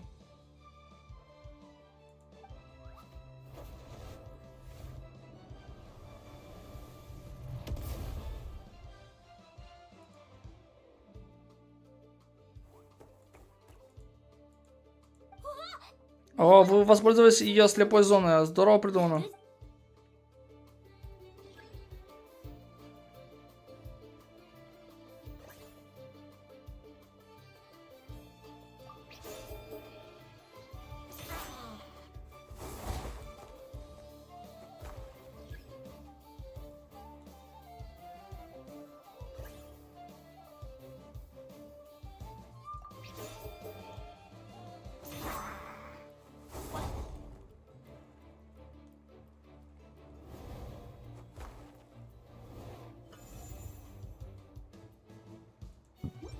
Неужели? Поединок окончен. Мамава проиграла. Побеждает путешественники и Агуара. Серьезно, я проиграла? Молодец, Агуара. Ты очень силен для своего возраста. Это было потрясающе. Ты тоже молодец, Мамава. Это моя вина. Я допустила много ошибок, прости. Продолжай в том же духе, Агуара. Надеюсь, впереди у тебя будет еще много побед. Ты был сегодня самым сильным заврянчиком. Ну ладно, мы пойдем, не грусти, Мамава. Давай лучше я угощу тебя чем-нибудь вкусненьким. Да, это был напряженный поединок. У Паймана до сих пор сердце так и колотится. Кстати, поединок Линнея тоже должен был закончиться. Давай узнаем, как она. Твой поединок уже закончился? Ага, и угадайте, кто выиграл.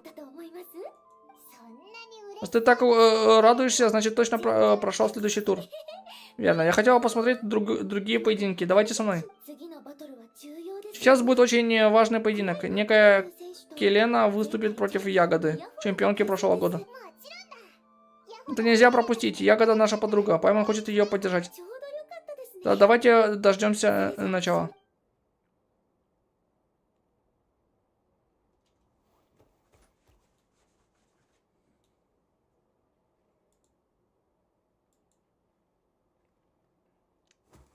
О! Ну, кстати, Пэт, этот питомец, вот эта выдра очень сильно подходит под этот. Для Ягоды. Визуально. Напарник Келена, лучезарный мечерок. Их очень трудно приручить. Поверить не могу, что она ее слушается. Строго говоря, лучезарный мечерок относится к монстрам, но это дикие звери, и встречаются они не так уж и редко. Правила не нарушены, но победить такого соперника будет очень сложно. Ягода, давай вперед. Поистине блаженные и неведающие. Рано или поздно. Ее зовут Келена. Она наблюдала за Линнеей во время первого поединка и настроена явно враждебно. Но Линнея с ней не знакома. Для нее Келена одна из участниц турнира, не более. Вау. У нее, она чем-то Райден... Ее голос Райден напоминает, кстати. Думаешь, на скорости я тебя не достану? Попробуй.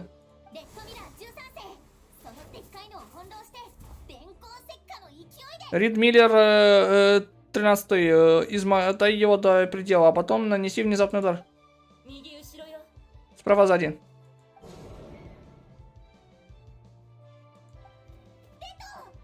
Рид. Ничего себе, она очень быстро реагирует, как будто читает мысли противника.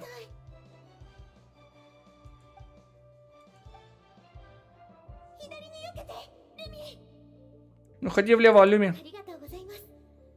Спасибо за комплимент. Да, мы сегодня неплохо выступили, не только Люми, но и я. Как бы сказать, иногда мне кажется, что я могу предугадывать действия противника. И много раз мне удалось принять верное решение, когда все висело на волоске.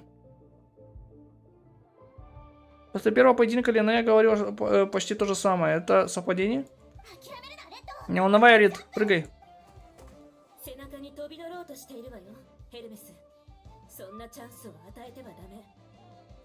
Такое чувство, что Келена будет играбельной. У нее какой-то голос.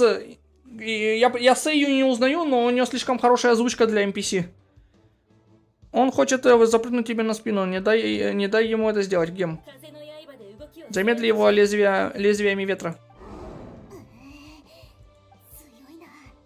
Какой же он сильный. Придется обратиться к нашей секретной технике. Рид, зарядись до предела, а потом выпусти в него весь свой заряд. Пикачу прям какой-то, блин. Отражай атаку, Гем. И, кстати, учитывая, что на Альва, ну, то есть, мы обычно узнаем, играбельный или не играбельный, если есть глаз бога. Но учитывая, что Келена Альва, то ей глаз бога не нужен. Ау. Было опасно, но на исход поединка не повлияло. Поединок окончен. Ред Миллер 13-й проиграл. Победа присуждается Келена и ее напарнику Гему.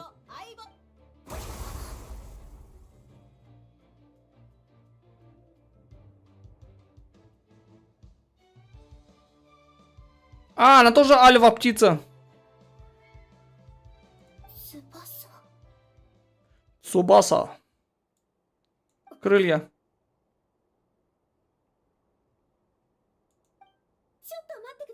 Подожди. Кто ты? И почему у тебя на голове?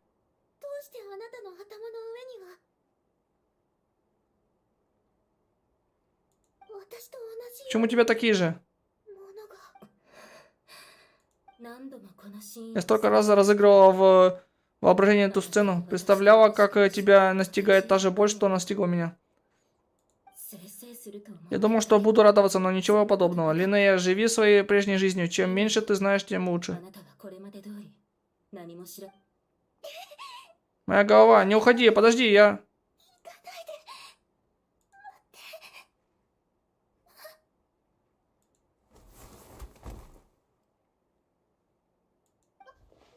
Линнея.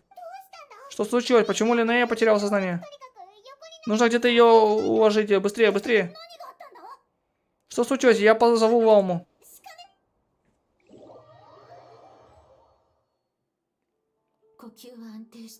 С дыханием все в порядке, ничего опасного. Ей просто нужно немного отдохнуть. Вот и хорошо. Спасибо тебе, Валма.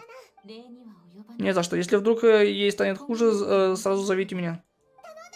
Хорошо. Линнея, просыпайся скорее.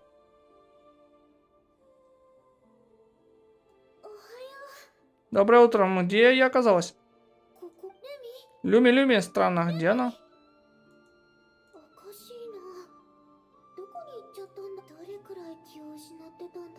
Интересно, сколько времени я пролежала без сознания? Ладно, для начала надо выйти и осмотреться.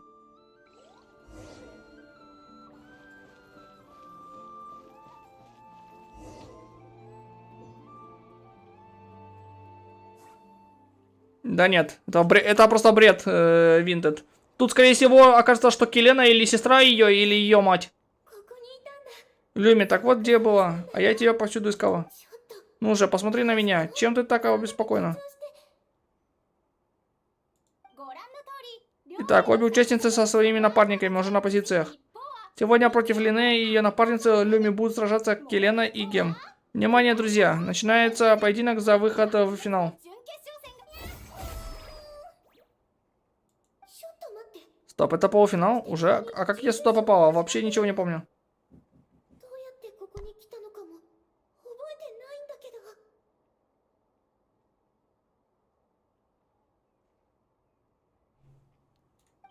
Ясно, я все еще сплю. Давай, бывший босс, мы с тобой. Даже во сне я не могу подвести моих друзей. Надо выложиться по полной. Вперед, Люми, покажем, на что мы способны.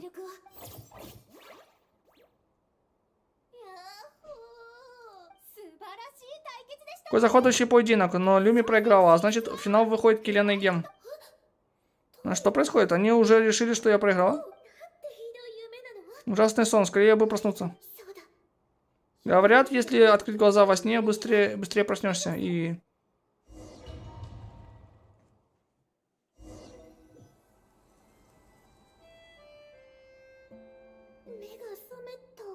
Я проснулась? Кажется, нет. Я, которая во сне записывает что-то в дневнике. Только на жалование гильдии искателей приключений исследовательское судно не купишь. Похоже, из консультанта придется переквалифицироваться в настоящую искательницу приключений. Исследовательское судно. Похоже, я и во сне усердно работаю над своей целью. Но для покупки исследовательского судна нужна астрономическая сумма. Копить придется очень долго. День первый. Монстр крепко меня отделал.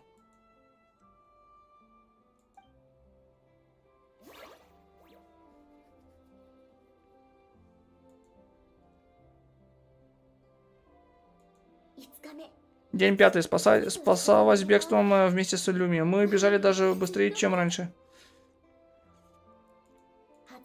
День 12. Расспросила одного негацианта, не знала, что судно стоит таких огромных денег. Ладно, сначала надо хорошенько поесть, а потом можем и поиграть.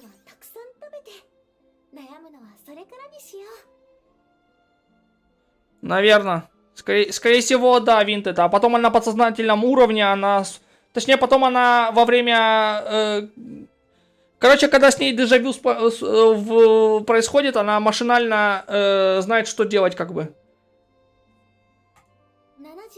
День 17, 72. Нашла огромный и никому не нужный сундук.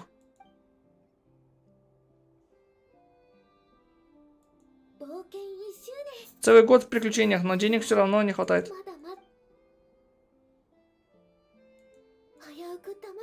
Меня едва не провели. Подержанное судно может преподнести неприятный сюрприз. Я правильно сделала, что тщательно все проверила. Верно говорят, дешевое хорошим не бывает.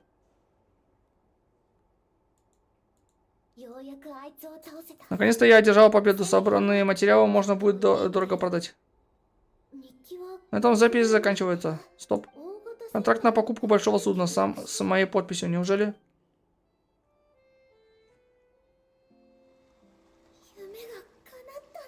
Мечта сбылась?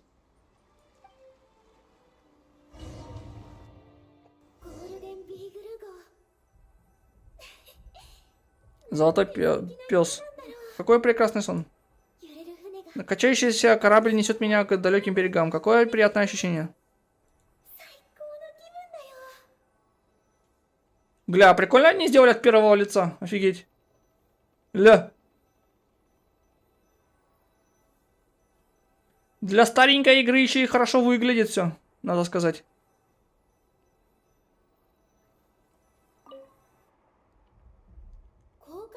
Смотрим на навигационную карту. Следующая стоянка у нас в каменном лесу Гуюнь. Я читал о нем в книгах. Это место овеяно множеством легенд. Через каменный лес Гуюнь к драконьему хребту. Ого, снежные горы. Я всегда мечтала туда попасть, но не решалась.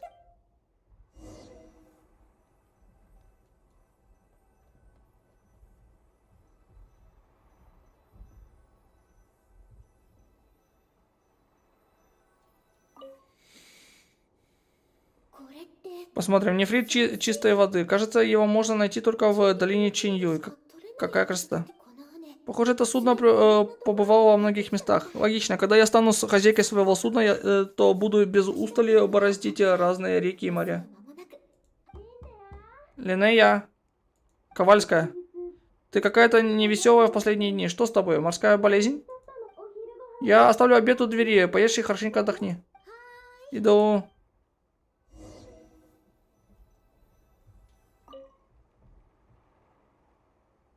А тут сейчас будет этот шторм или ураган. Где это я снова?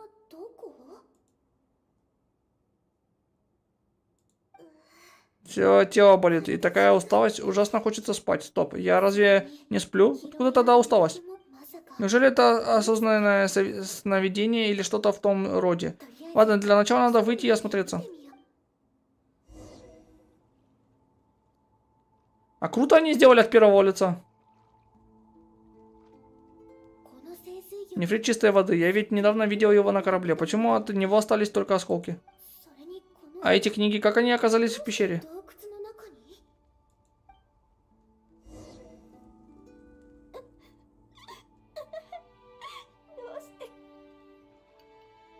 Ковальская? Люми, почему ты такая грустная? Не бойся, я здесь с тобой.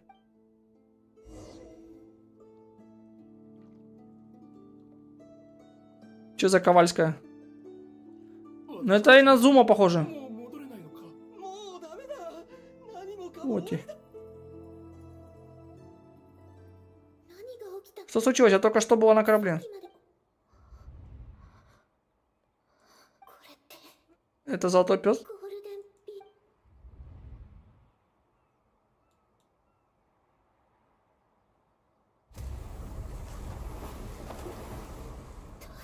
Почему?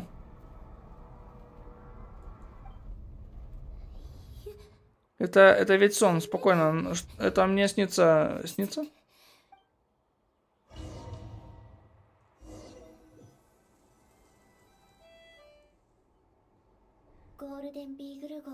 Прошло много лет с тех пор, как затонул золотой пес. Снова дневник. Этот кошмарный сон все никак не закончится. Хочется сказать, что мне уже все равно, но временами на сердце будто ложится камень. Становится так тяжело.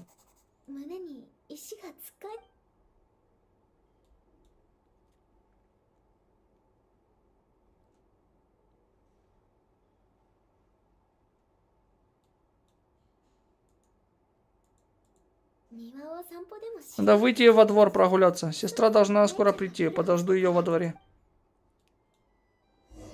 Сестра? Какая сестра? Сестра? О ком это? Вот именно, о ком это? Столько сновидений подряд, сознание уже плывет. Скорее всего, вот та вот с черными волосами, это ее сестра.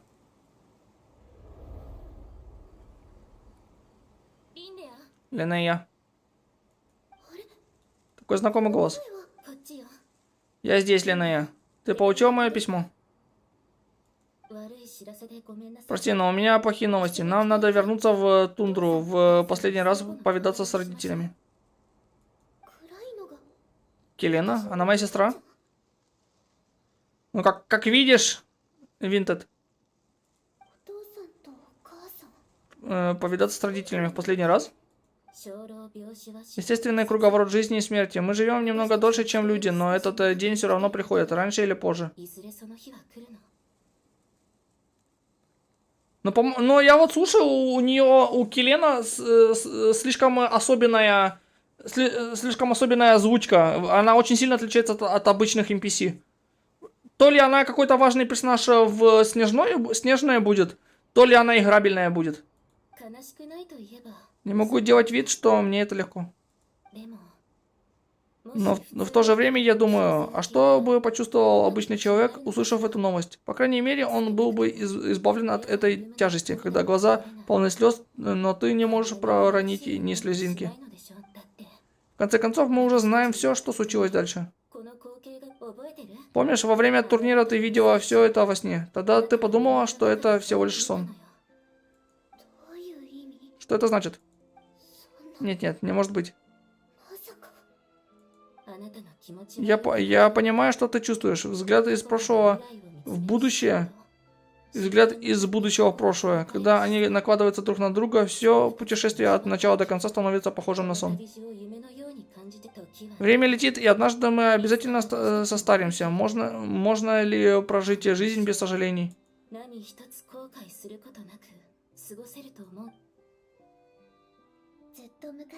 Давным-давно у нас с друзьями зашел разговор о мечтах. Куплю огромное научно-исследовательское судно и отправлюсь исследовать тайный мир. Когда-нибудь, когда я уже не смогу ходить, я составлю большой атлас природы этой ваты и запишу туда все, что увидела и услышала. Вся моя жизнь собрана здесь. Возможно, спустя очень долгое время кто-то откроет эти записи и увидит, что многие живые существа остались не описаны. В части формирования и развития разных географических сред тоже не заполнены некоторые пробелы. Прошу вас, дополните мои записи. Моя жизнь приближается к концу. Я не смогу отправиться в дальний путь.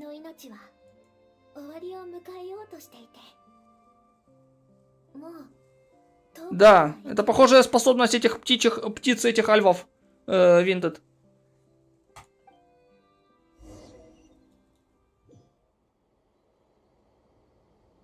Кстати, вот тот жирный из Фатуй, который цыпленок, кажется, его зовут, он, скорее всего, альф домовой.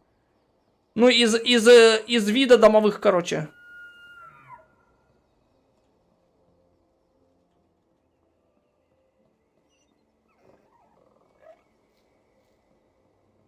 А что тут крабы делают?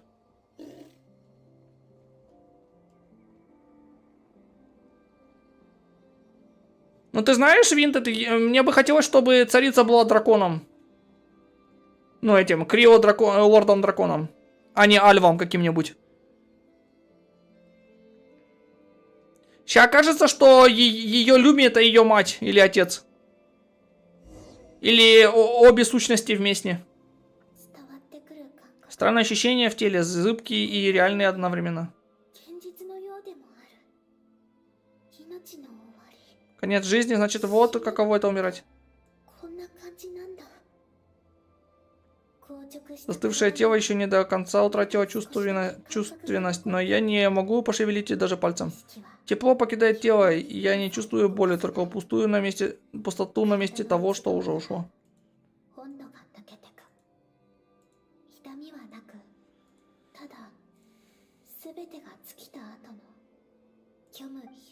Верно, это не сон, это будущее.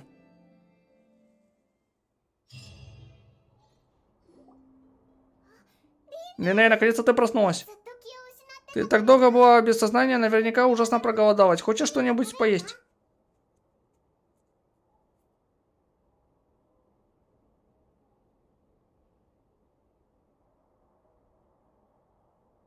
Ну да, тоже, Винтед. Да. Она предвестником не может быть, да. Линей, почему ты плачешь? Который сейчас час, я... Сейчас вечером, следующий вечер после четвертьфинала.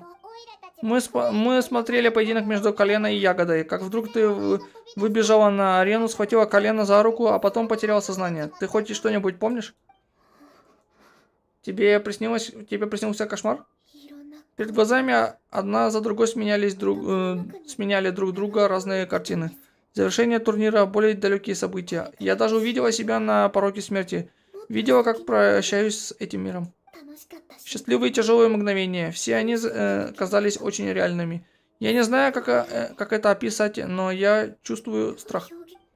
После одного из прошлых поединков Линнея говорила, что у нее иногда возникает странное чувство, будто она может предвидеть действия противника. Участница по имени Колено на турнире показала, что тоже владеет такой способностью. Есть ли здесь связь со сном Линне? Наверное, Колено знает ответ. Точно, ты же потеряла сознание, когда схватила Колено за руку. А она еще говорила странные слова. Наверняка ей что-то известно. Но ты уверена, что хочешь с ней поговорить? А если ты снова... Есть опасность, что ты снова провалишься в эти сны. Помните, в Спиранце я рассказал вам о своем детстве. Если честно, кое о чем я тогда постеснялась рассказать. В детстве я была совсем не такой жизнерадостной и смелой.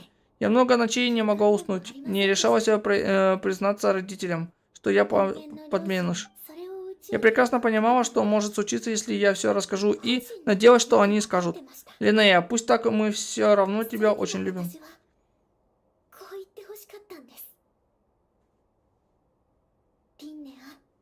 А ты прикинь, Винтед, если 10-й предвестник это царица. Но я... А ты прикинь, если царица маскируется под другую личность, и таким образом она играет роль 10-го предвестника. Вот это будет прикольно. Но я знал, что это невозможно, ведь где-то там ждет их кровный ребенок, где-то там мои родители Альвы. Ложь не может длиться вечно. Поэтому я набралась смелости и все им рассказала. Хотя мне было ужасно страшно, ведь я знала, что рискую оказаться ребенком, до которого никому нет дела. Но я сделала то, что посчитала нужным. Я понимала, что из этого может не выйти ничего хорошего, но все равно решила держаться своего выбора. И сейчас тоже, как бы все ни обернулось, я должна встретиться с Келена. Ох, Линнея. Но где ее искать? Неужели нам придется ждать следующего турнира?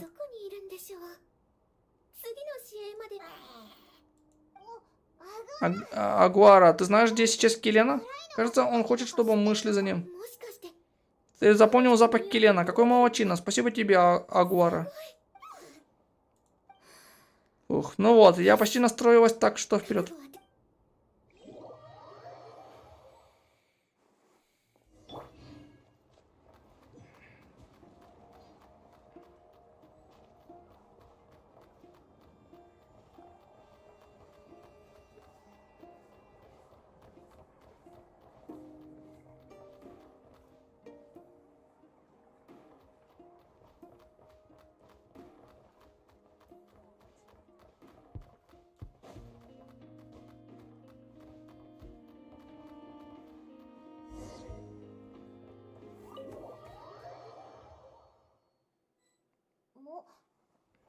Флагман, что мы здесь делаем?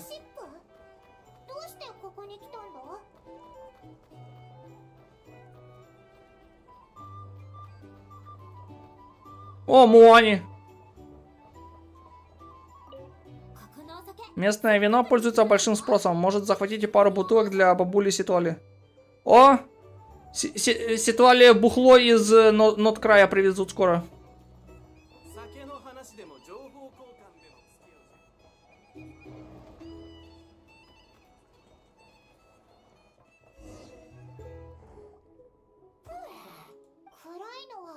Значит, Келена живет с нами по соседству. Вот почему Агуара смог взять след. Есть кто-нибудь? Агуара, ты уверен? Келена, я знаю, что ты здесь. Пожалуйста, открой мне. Мне нужно с тобой поговорить. Келена. Никого нет. Да перестань. Говорю же, никого нет. Отстань от меня. Я не уйду, если ты не откроешь, и я буду сидеть здесь и ждать, пока ты не передумаешь. У меня к тебе очень много вопросов. Ответь хотя бы на один, ладно? Кто ты вообще такая? Ты моя сестра? Кстати, чисто теоретически, возможно, ее внешний вид тизерит немножко визуальное изображение людей из Снежной. Как вариант. Открой дверь! Ладно, не кричи. Ямете кудасай. Ходи. Вот это лично. Садись, только предупреждаю сразу, гостей я не ждала. Любопытство не доводит до добра, Линнея. Ты обязательно пожалеешь о нашей встрече. И не говори потом, что я тебе не предупреждала. Ты думаешь? Но если бы я не пришла, то жалела бы об этом уже сейчас. Теперь ты можешь ответить на мой вопрос. Почему у тебя на голове такие же крылья, как и у меня? Почему, прикоснувшись к тебе, я потеряла сознание? И почему я видела во сне свое будущее? Значит, это был не сон? Конечно, нет. Линнея, ты ведь столько всего знаешь. Наверняка тебе известно о 6 видах альфов, которые чаще всего встречаются в тундре. Виды, виллы. Вот вилл это вилл это флинц. Домовые это, скорее всего, этот цыпленок фатуй, вот этот, который жирный. Лешие, это еще мы увидим. Волкодаки, волкодлаки. Вау, вот это будет круто увидеть. Волкодаки. Снеговики и ледовики. Ну, снеговиком будет по приколу, если снеговик это царица, кстати. Вот это вот самое интересное. Хочу волкодака, короче, вот этого оборотня хочу увидеть. Класс. О! Помимо этих 6 видов существует множество редких разновидностей. Например, легендарные альвы-фонарщики. Я ошибся. Вот, Флинц это альва-фонарщик. Вот он. Легендарные альвы-фонарщики. Сирены. Что поют чарующие песни. И мы, вещи и птицы. Они вещи и птицы. Беды и радости мы предвещаем, прошлое будущее прозреваем. Люди боятся нас и почитают, но сами себя мы вовек презираем. Я никогда не слышала о вещих птицах, и это стихотворение мне не знакомо. Ничего удивительного, уцелевших вещих птиц можно пересчитать по пальцам одной руки, и это включает нас с тобой. Значит, я была права, мы с тобой одна семья. Семья.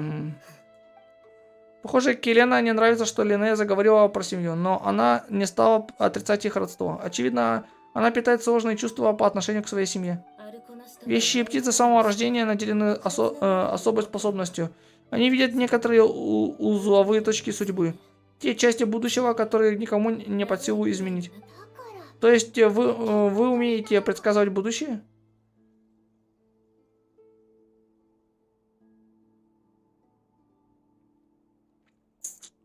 Нам встречались люди, которые умеют заглядывать в будущее.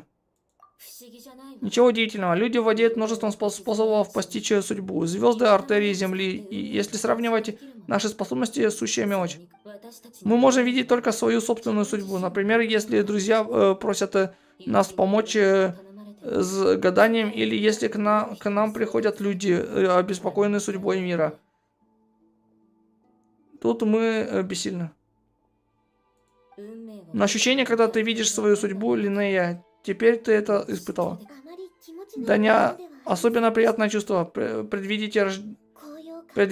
Предвидение рождает в душе настоящую бурю из волнения, разочарования, горечи. А в конце остается только бесчувственность и пустота. Да, кусочек небольшой, Винтед.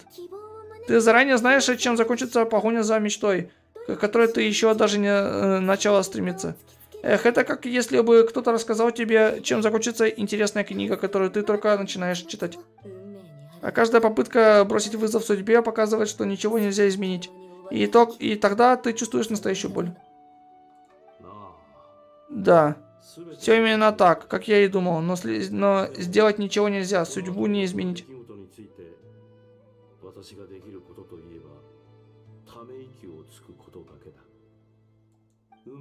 Возможно, дар предвидения лишь ускоряет распад духа человека, награжденного этим даром.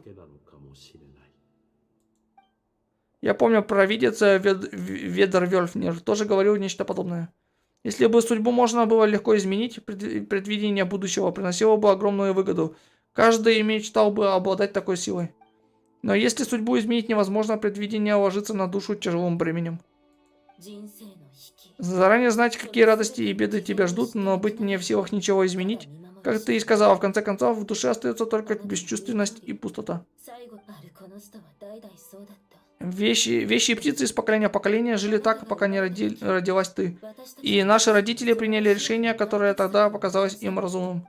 Если вещая птица будет расти вдали от альвов среди людей, ее способности к предвидению проснется много позже. Значит, так я и стала подменышем. Но что случилось с той девочкой, которую подменили? Не волнуйся, она полная твоя противоположность. Человек, которому нужно жить среди альвов. Она родилась с редкой болезнью, которую людям никак не вылечить. Если бы не подмена, она давно бы умерла. Наш отец и мать спасли ей жизнь и вырастили ее. А теперь она воссоединилась со своими кровными родителями и живет вместе с ними в Снежнограде. О! Снежной у нас будет встреча, наверное, интересная. Понятно. Теперь я знаю, что случилось, но остался еще один важный вопрос, на который ты не дал ответ. Что значит твои слова, которые ты сказала мне перед тем, как я потерял сознание? То есть значит, ты мне не нравишься. Почему? Просто так. Ну вот опять. Если ты не скажешь, мне придется самой гадать. Киллиан, ты мне завидуешь?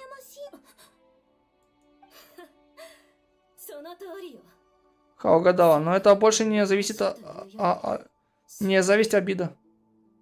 Кстати, а что если Нахида Альв лешая?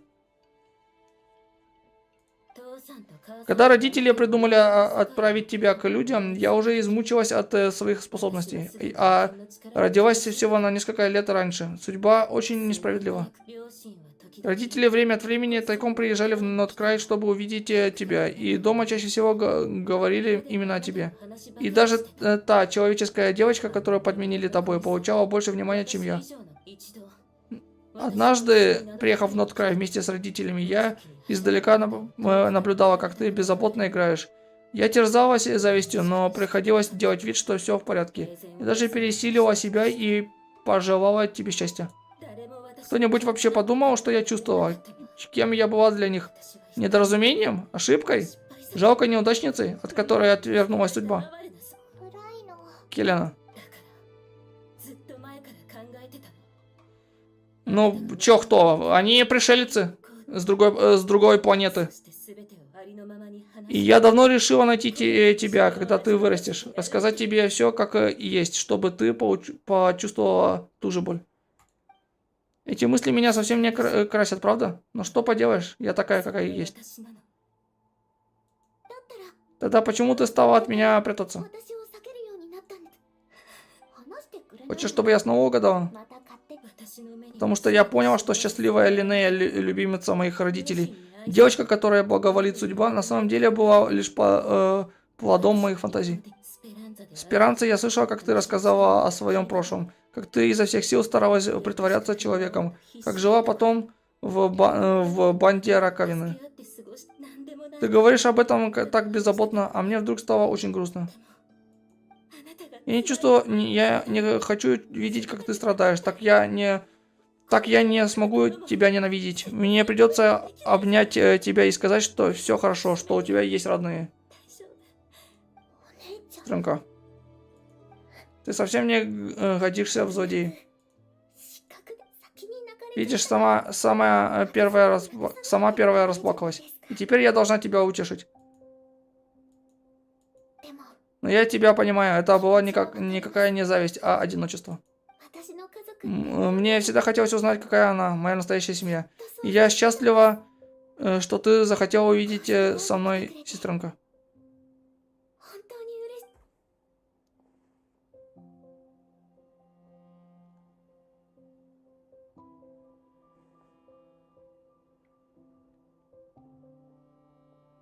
Че Чупакабра этот делает?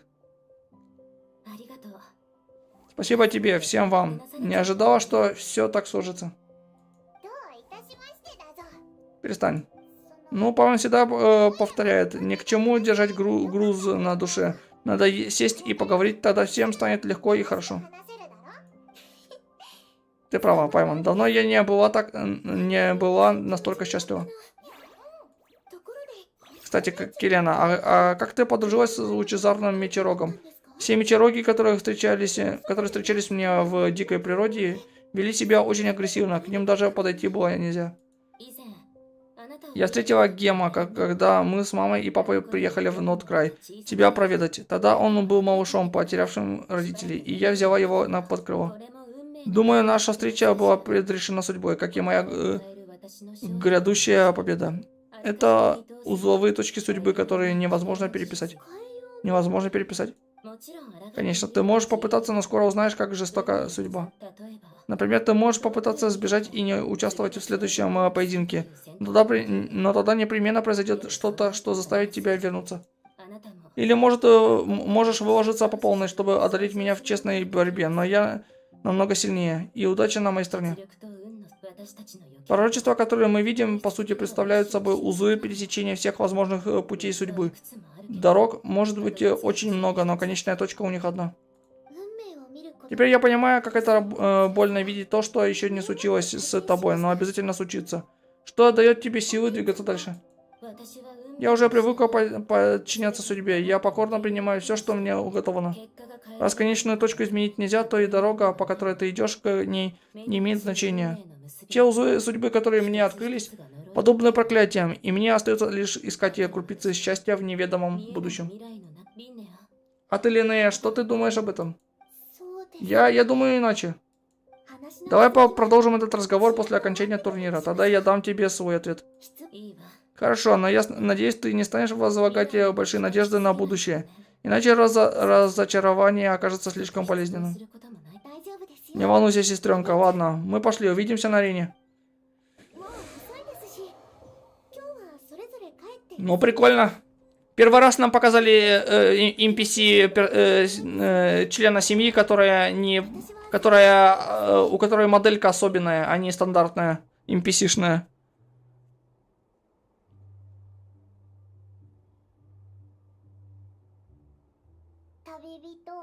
Путешественник, ты спишь? Не могу уснуть. Пайман тоже не может уснуть. Завтра ведь не только Линнея и Колено сражаются, у нас тоже полуфинал. Интересно, насколько силен наш противник? Раз тебе все равно не спится, может прогуляемся? Пайман подумала, давай поедим чего-нибудь вкусненького, а потом возьмем Агуара и сходим на арену. Пусть немного освоится с площадкой.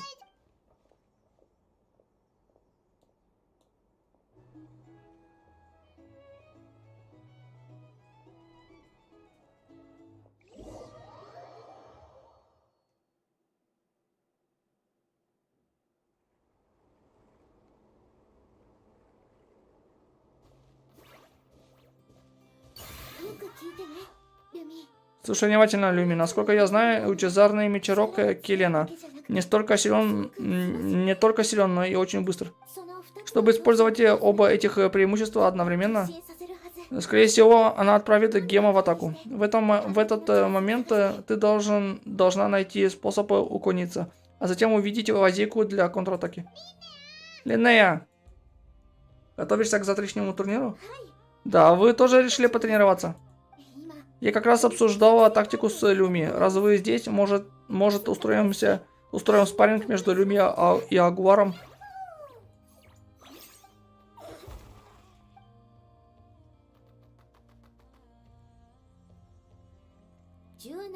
Проявляйся гибкость, сдерживая противника, и не упусти момент для атаки. Пока для нас это лучшая тактика. Но Гем очень силен, и даже если мы сможем нащупать его слабое место, нам вряд ли удастся пробить его защиту. Нужно придумать другой план. Ты стараешься продумать каждую мелочь. Спасибо. Пусть я своими глазами видела, как я проигрываю Келена, все равно не хочется сидеть сложа руки. Что такое судьба? Таинственное слово, кто бы его не произнес, ты сам или другие. Линия, что ты думаешь о судьбе? О судьбе. Тебе вдруг захотелось удариться в философию? Надо подумать. Я совсем недавно узнала, кто я такая. Кроме того, как консультант гильдии, я не могу снабжать искателей приключений непроверенными сведениями.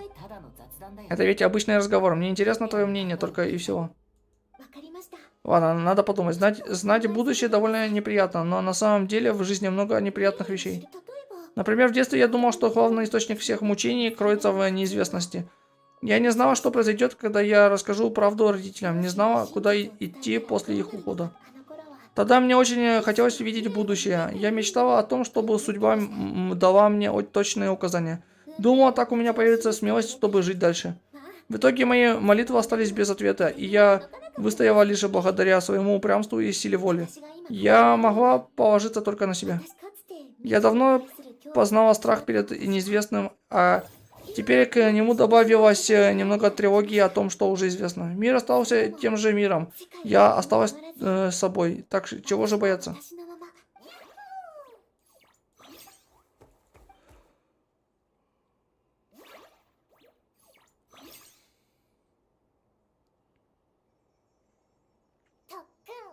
Тренировка окончена. Смотрите, они совсем подружились. Ну что, мы отлично подготовились. Теперь надо хорошенько отдохнуть. И отправиться навстречу судьбе.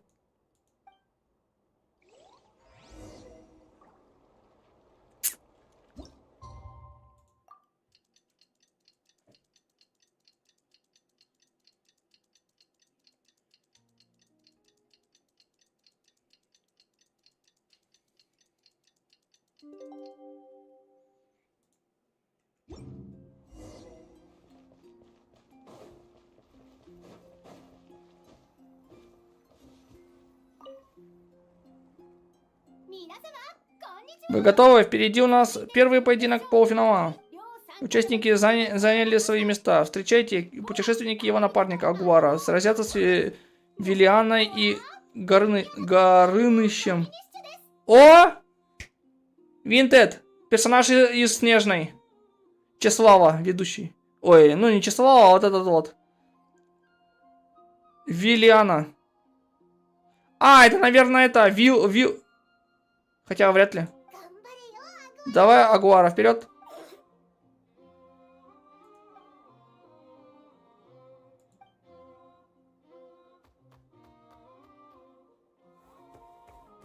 Порвали. Победитель определен. Объявляется небольшой перерыв. Совсем скоро начнется второй поединок за выход в финал. Молодец, Агуара. Путешественник, скоро начнется поединок Лене и Колена. Идем, надо их поддержать.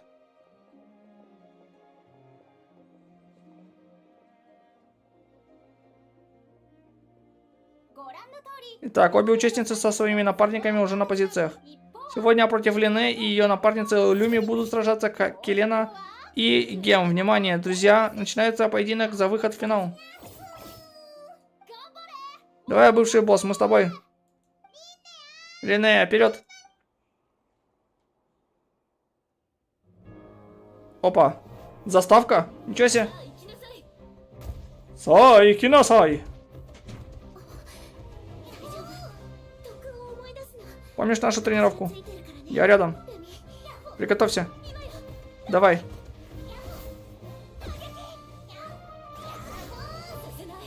Останови его.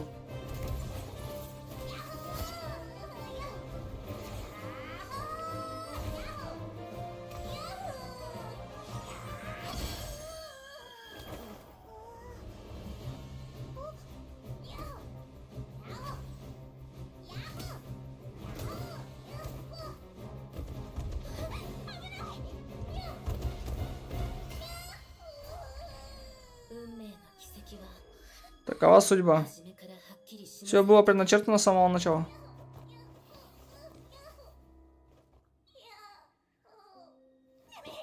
Люми.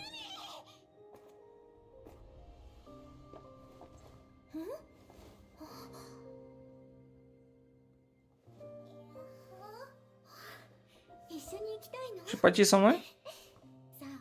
Пойдем. Нас ждет целый огромный мир. Блин, какая же хорошая анимация. Яхо.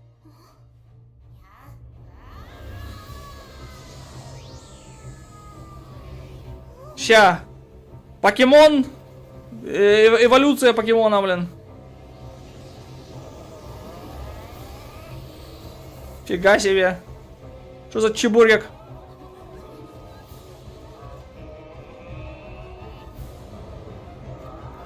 Фига. Не бойся, Гем.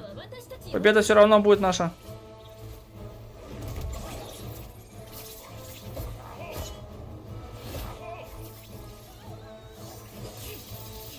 А, тут теперь и ГГ сейчас засветится.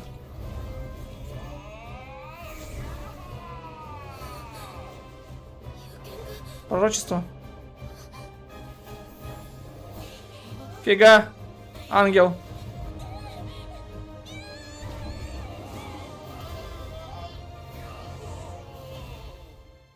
А, скорее всего, вот почему проиграла она. Вот поэтому проиграла.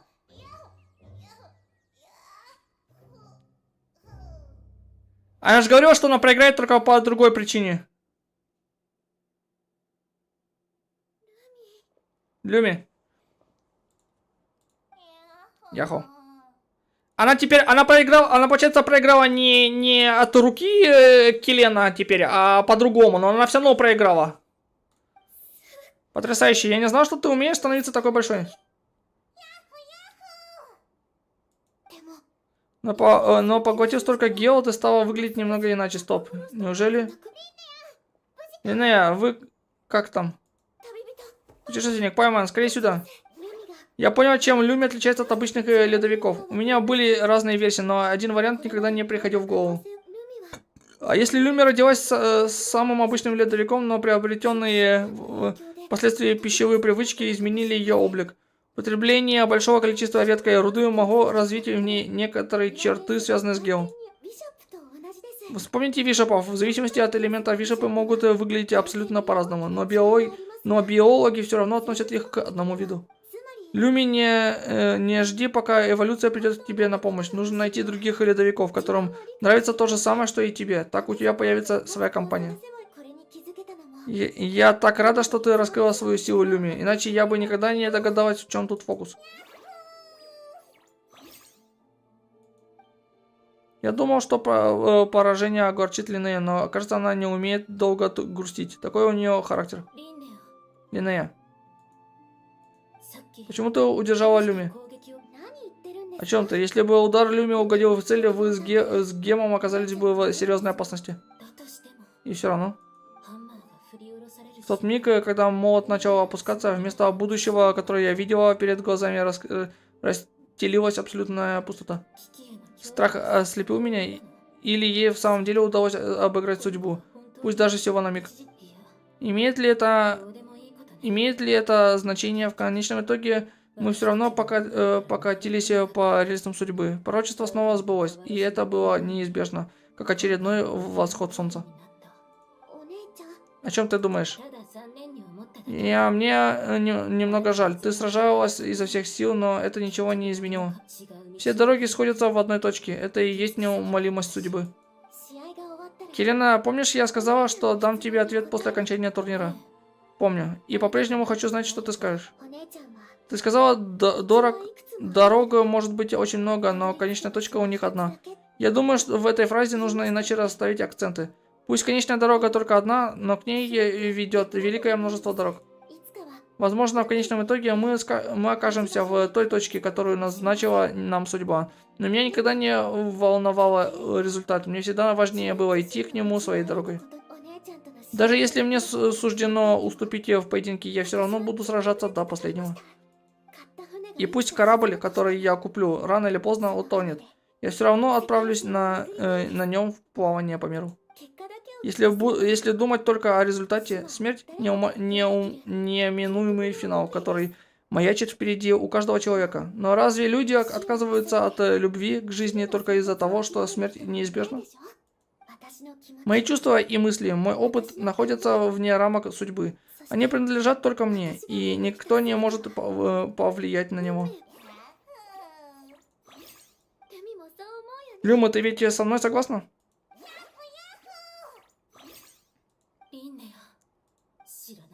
Поистине блаженные неведающие. Нужно уметь смотреть правде в глаза, даже когда тебе очень страшно. Ты думаешь, но если бы я не пришла, то жалела бы об этом уже сейчас. Увидев тебя впервые, я позавидовала твоему оптимизму и жизнерадостности. Я думал, что ты веселишься только потому, что пока не знаешь своей судьбы. Но даже увидев судьбу и пережив неудачу, ты не впала в уныние. Наверное, я с самого начала ошибалась. Нас отличало не знание судьбы, а то, хватит ли нам смелости принять ее бремя. Келена, о чем ты опять задумалась? Прости, я радуюсь за тебя, вот и все. Я одержала предначертанную победу, а ты нашла ответ, который лежал за пределами судьбы.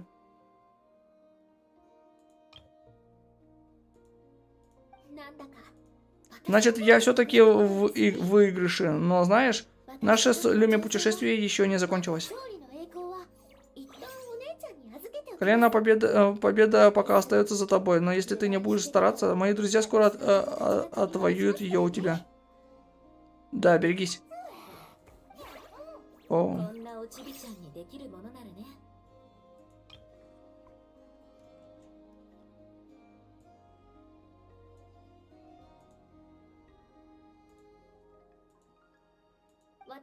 Не забывай, какая прочная связь нас соединяет. Идем, дружище, давай теперь я тебя потренирую. Хотя Агуара ведь родом из Натлана. Если мы собираемся тренироваться всерьез, лучше вернуться в Натлан. Там много флагистона, который поможет нашему малышу быстро восстановить силы.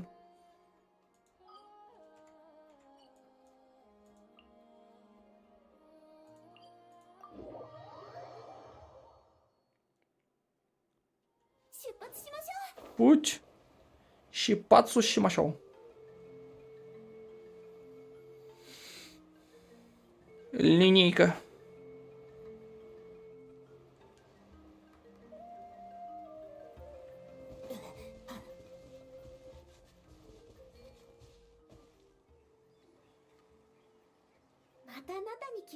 Вот мы и снова в Натлане. Подождите немного, я поставлю палатку. Купила ее во время прошлой поездки в Натлан.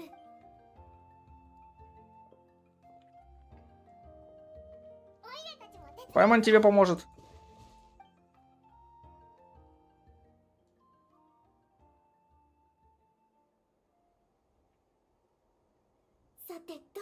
Хорошо, Агуарчик, теперь пришло время научить тебя одному из важнейших приемов Люми. Смотри в оба, Люми, давай. Каменный молот. Ильнея хочет, чтобы Агуар орудовал молотом Гео? Как я могу судить, боевой стиль Агуара схож с стилем Люми. Они оба пользуются своей ловкостью, чтобы спровоцировать противника, а потом ищут возможность для атаки.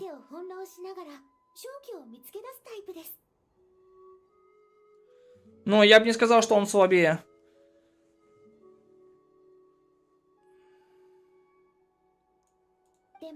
Но чтобы полностью пробить защиту Гема, собственной силы Агуара не хватит. Оружие поможет ему существенно сократить разрыв. Для этого надо извлечь из земли эссенцию Гео и выковать мощный каменный молот. Звучит просто, но на деле овладеть этим навыком довольно сложно. Агуарчик, попробуешь?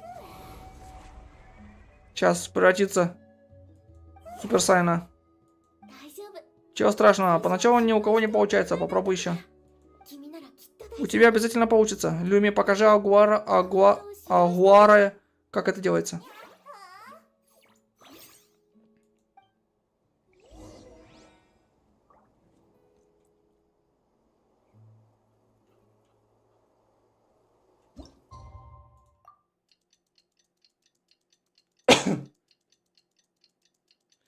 Квест Лине, на мой взгляд, самый лучший, ну, точнее, лучше всех квестов персонажей сделан. На мой взгляд, в плане анимации и интересности. А храм пространства вообще круто. Ух, не успели оглянуться, а прошло уже 2 дня. Я слышала, некоторые люди читают судьбу по звездам. Получается, судьба все время наблюдает за нами с неба. Так хочется спать. Я пойду, спокойной ночи. Сошедшие сами хозяева своей судьбы. Я не знаю, как живется тем, чья судьба предопределена заранее. Правила этого мира созданы не просто так. Наверняка то же самое справедливо и для судьбы. Но на этом пути мне встретилось слишком много людей, готовых бросить вызов своей судьбе. Закрепить судьбу, а это точно лучшее решение, если однажды я...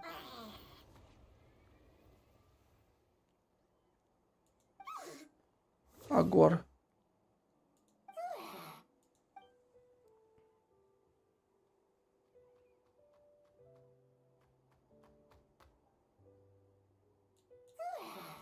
Гневен. А, вот он наш покемон, кстати. Гневен. Вот он, Гневен.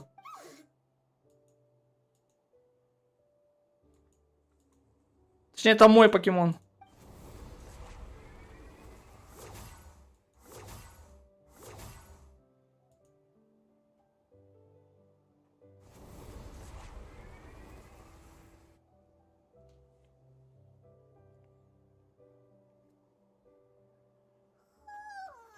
Пойман выспалась на слово. Вот сколько злакофруктов Агуара, это ты для нас приготовил?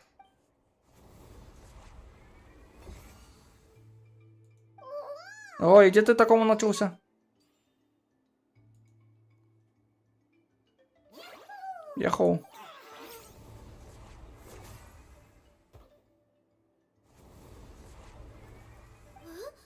Хочешь сказать, что тебе помог другой заврянчик? Интересно, кто это был?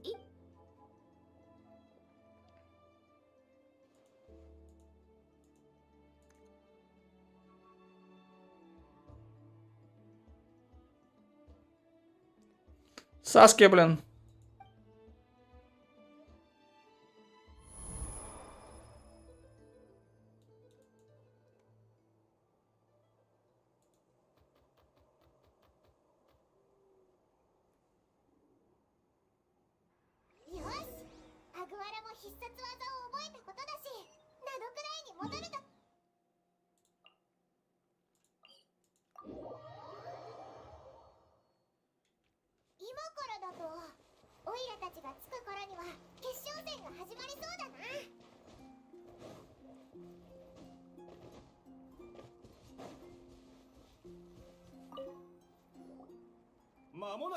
Финал вот-вот начнется. Пока участники занимают свои места, просим зрителей покинуть арену.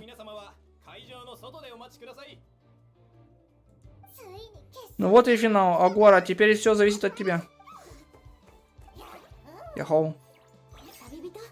Давай, дружище, мы с тобой отлично подготовились, не сомневайся в себе. Пришло время вписать твое имя в историю. Пусть мир узнает, как здорово мы постарались. Ты обязательно должен победить. Я не уступлю.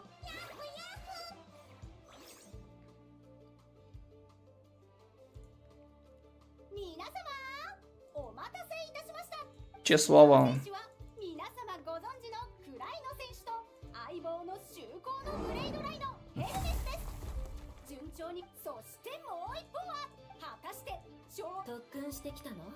Были на тренировке? Тогда начнем. Покажи мне, на что ты способен. Давай, Агуара, не волнуйся.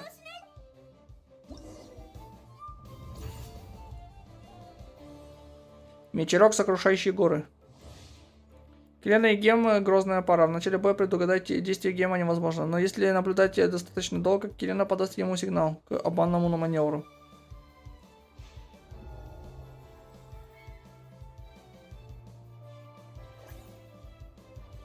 Невозможно понять, что думает Кирена. Агуара придется атаковать первым. Ну, прям охренеть как.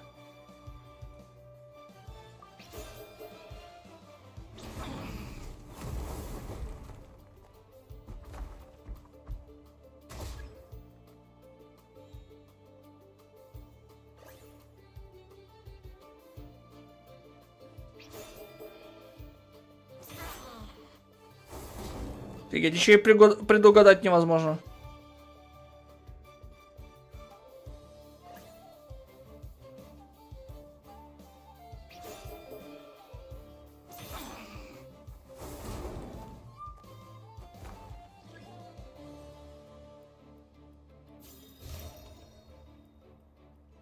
Уже? Ты молодец. Не, призови своим рогом Анема и беги. Ощути разницу в силе.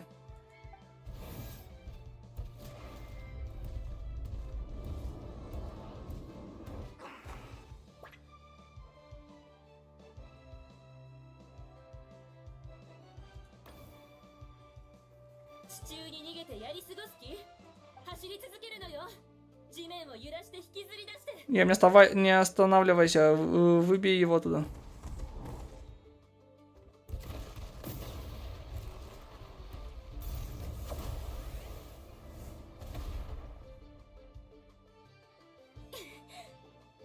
Ям, ты в порядке?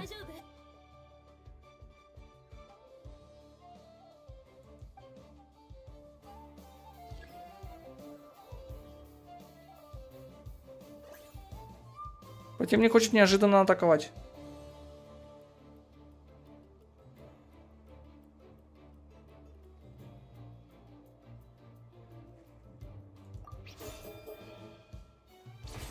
А, блин. А, это обман был. Ладно. Противник принял защитную стойку.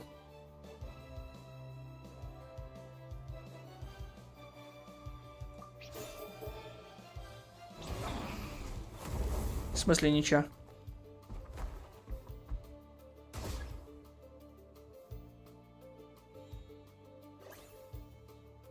Противник выглядит воодушевленным. Неужели готовится к усиленной атаке? Но соперник Кирина, кажется, нужно подумать. Усиленная.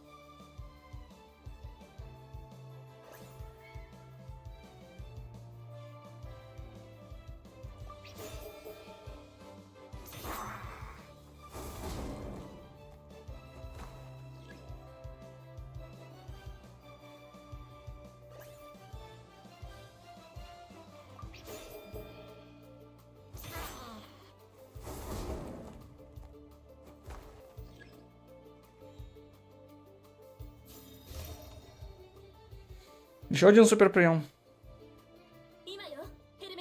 Сейчас, Гем, подними его под себя. Сокруши все преграды и завоюй нам победу.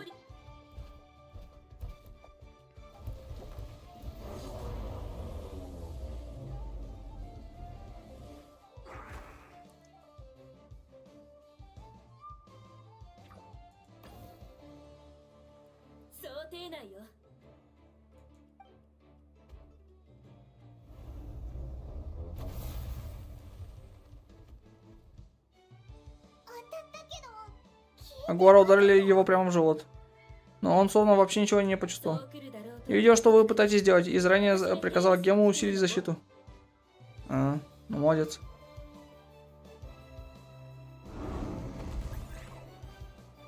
Гем истощен и не может контратаковать. Любая атака внесет ему критический урон. Круто.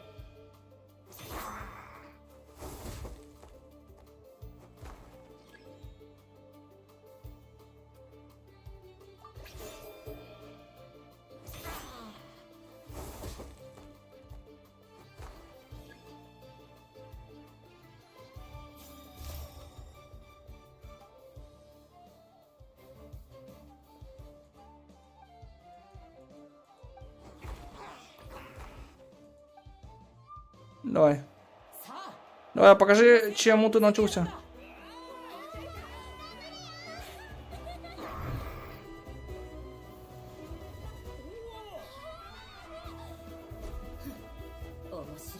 Интересно. Гем, давай тоже покажи ему. Ну, даже малыш такой сильный. Если победишь, возьму тебя на горячие источники. В атаку, Гем.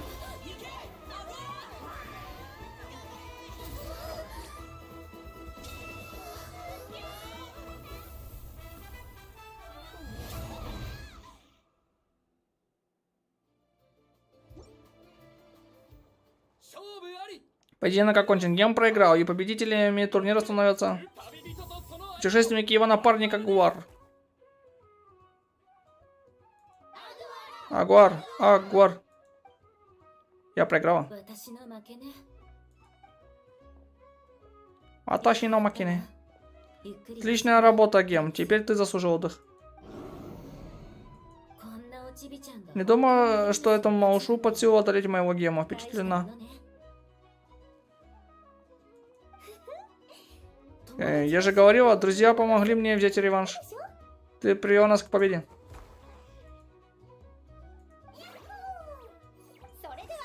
Дамы и господа, сейчас мы объявим небольшой перерыв, сразу после которого начнется церемония награждения.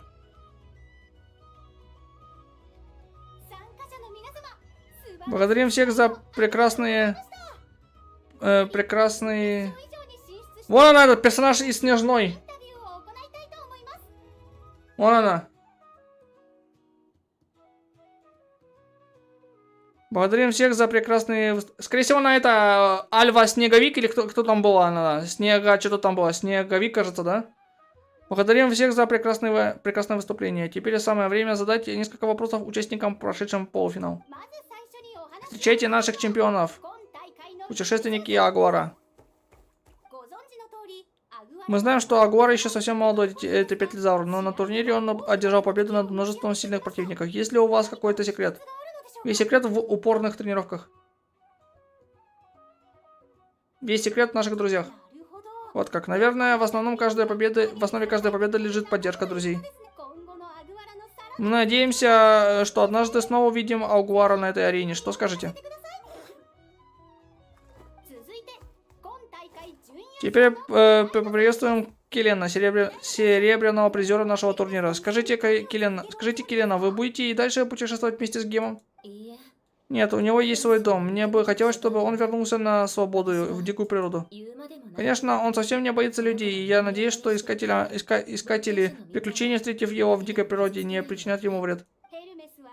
Похоже, Гем весьма свободолюбивый зверь. Искатели приключений, просим вас, будьте осторожны. Не обижайте нашего дружелюбного мечерога. А теперь, дорогие зрители, давайте поприветствуем участницу, уступившую в полуфинале более сильным противникам. Сначала мне хотелось бы задать вопрос Линнее. В поединке с Келена вы остановили разъяренную Люми, пожертвовав для этого выходом в финал. Вы не жалеете о своем решении? Нельзя сказать, что я совсем не жалею. Но разве не найдется в мире такой человек, которому не знакомы сожаления? Я стараюсь жить так, чтобы меньше грустить, оглядываясь на прошлое. Я очень рада тому, как все обернулось, потому что я обрела семью, и мы все очень позаботимся друг о друге. Какая трогательная речь. Далее я хочу задать вопрос Велиане из Снежнограда. Что бы вы хотели сказать нашим зрителям?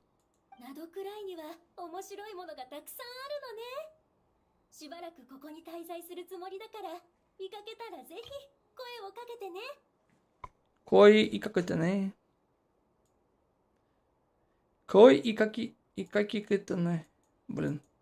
Еще попробую это выговорить.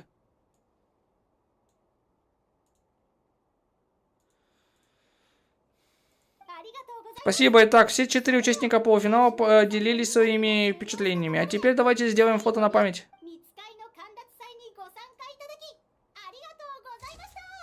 Аригато гозаймашта.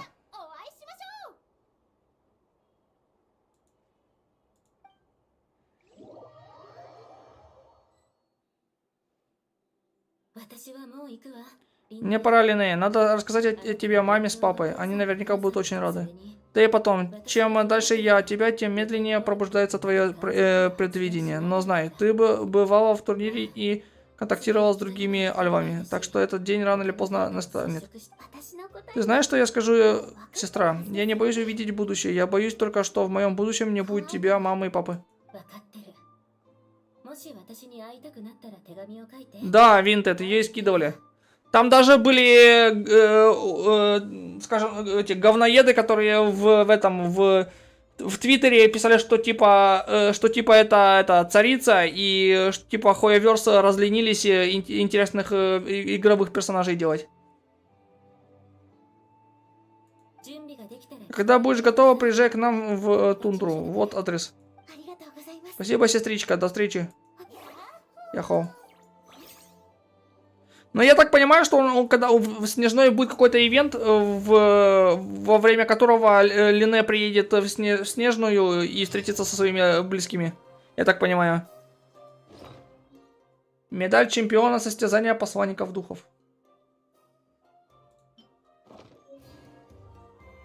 Но квест был очень интересный, надо сказать. Такой как бы душевный, интересный, хорошо сделанный, на мой взгляд.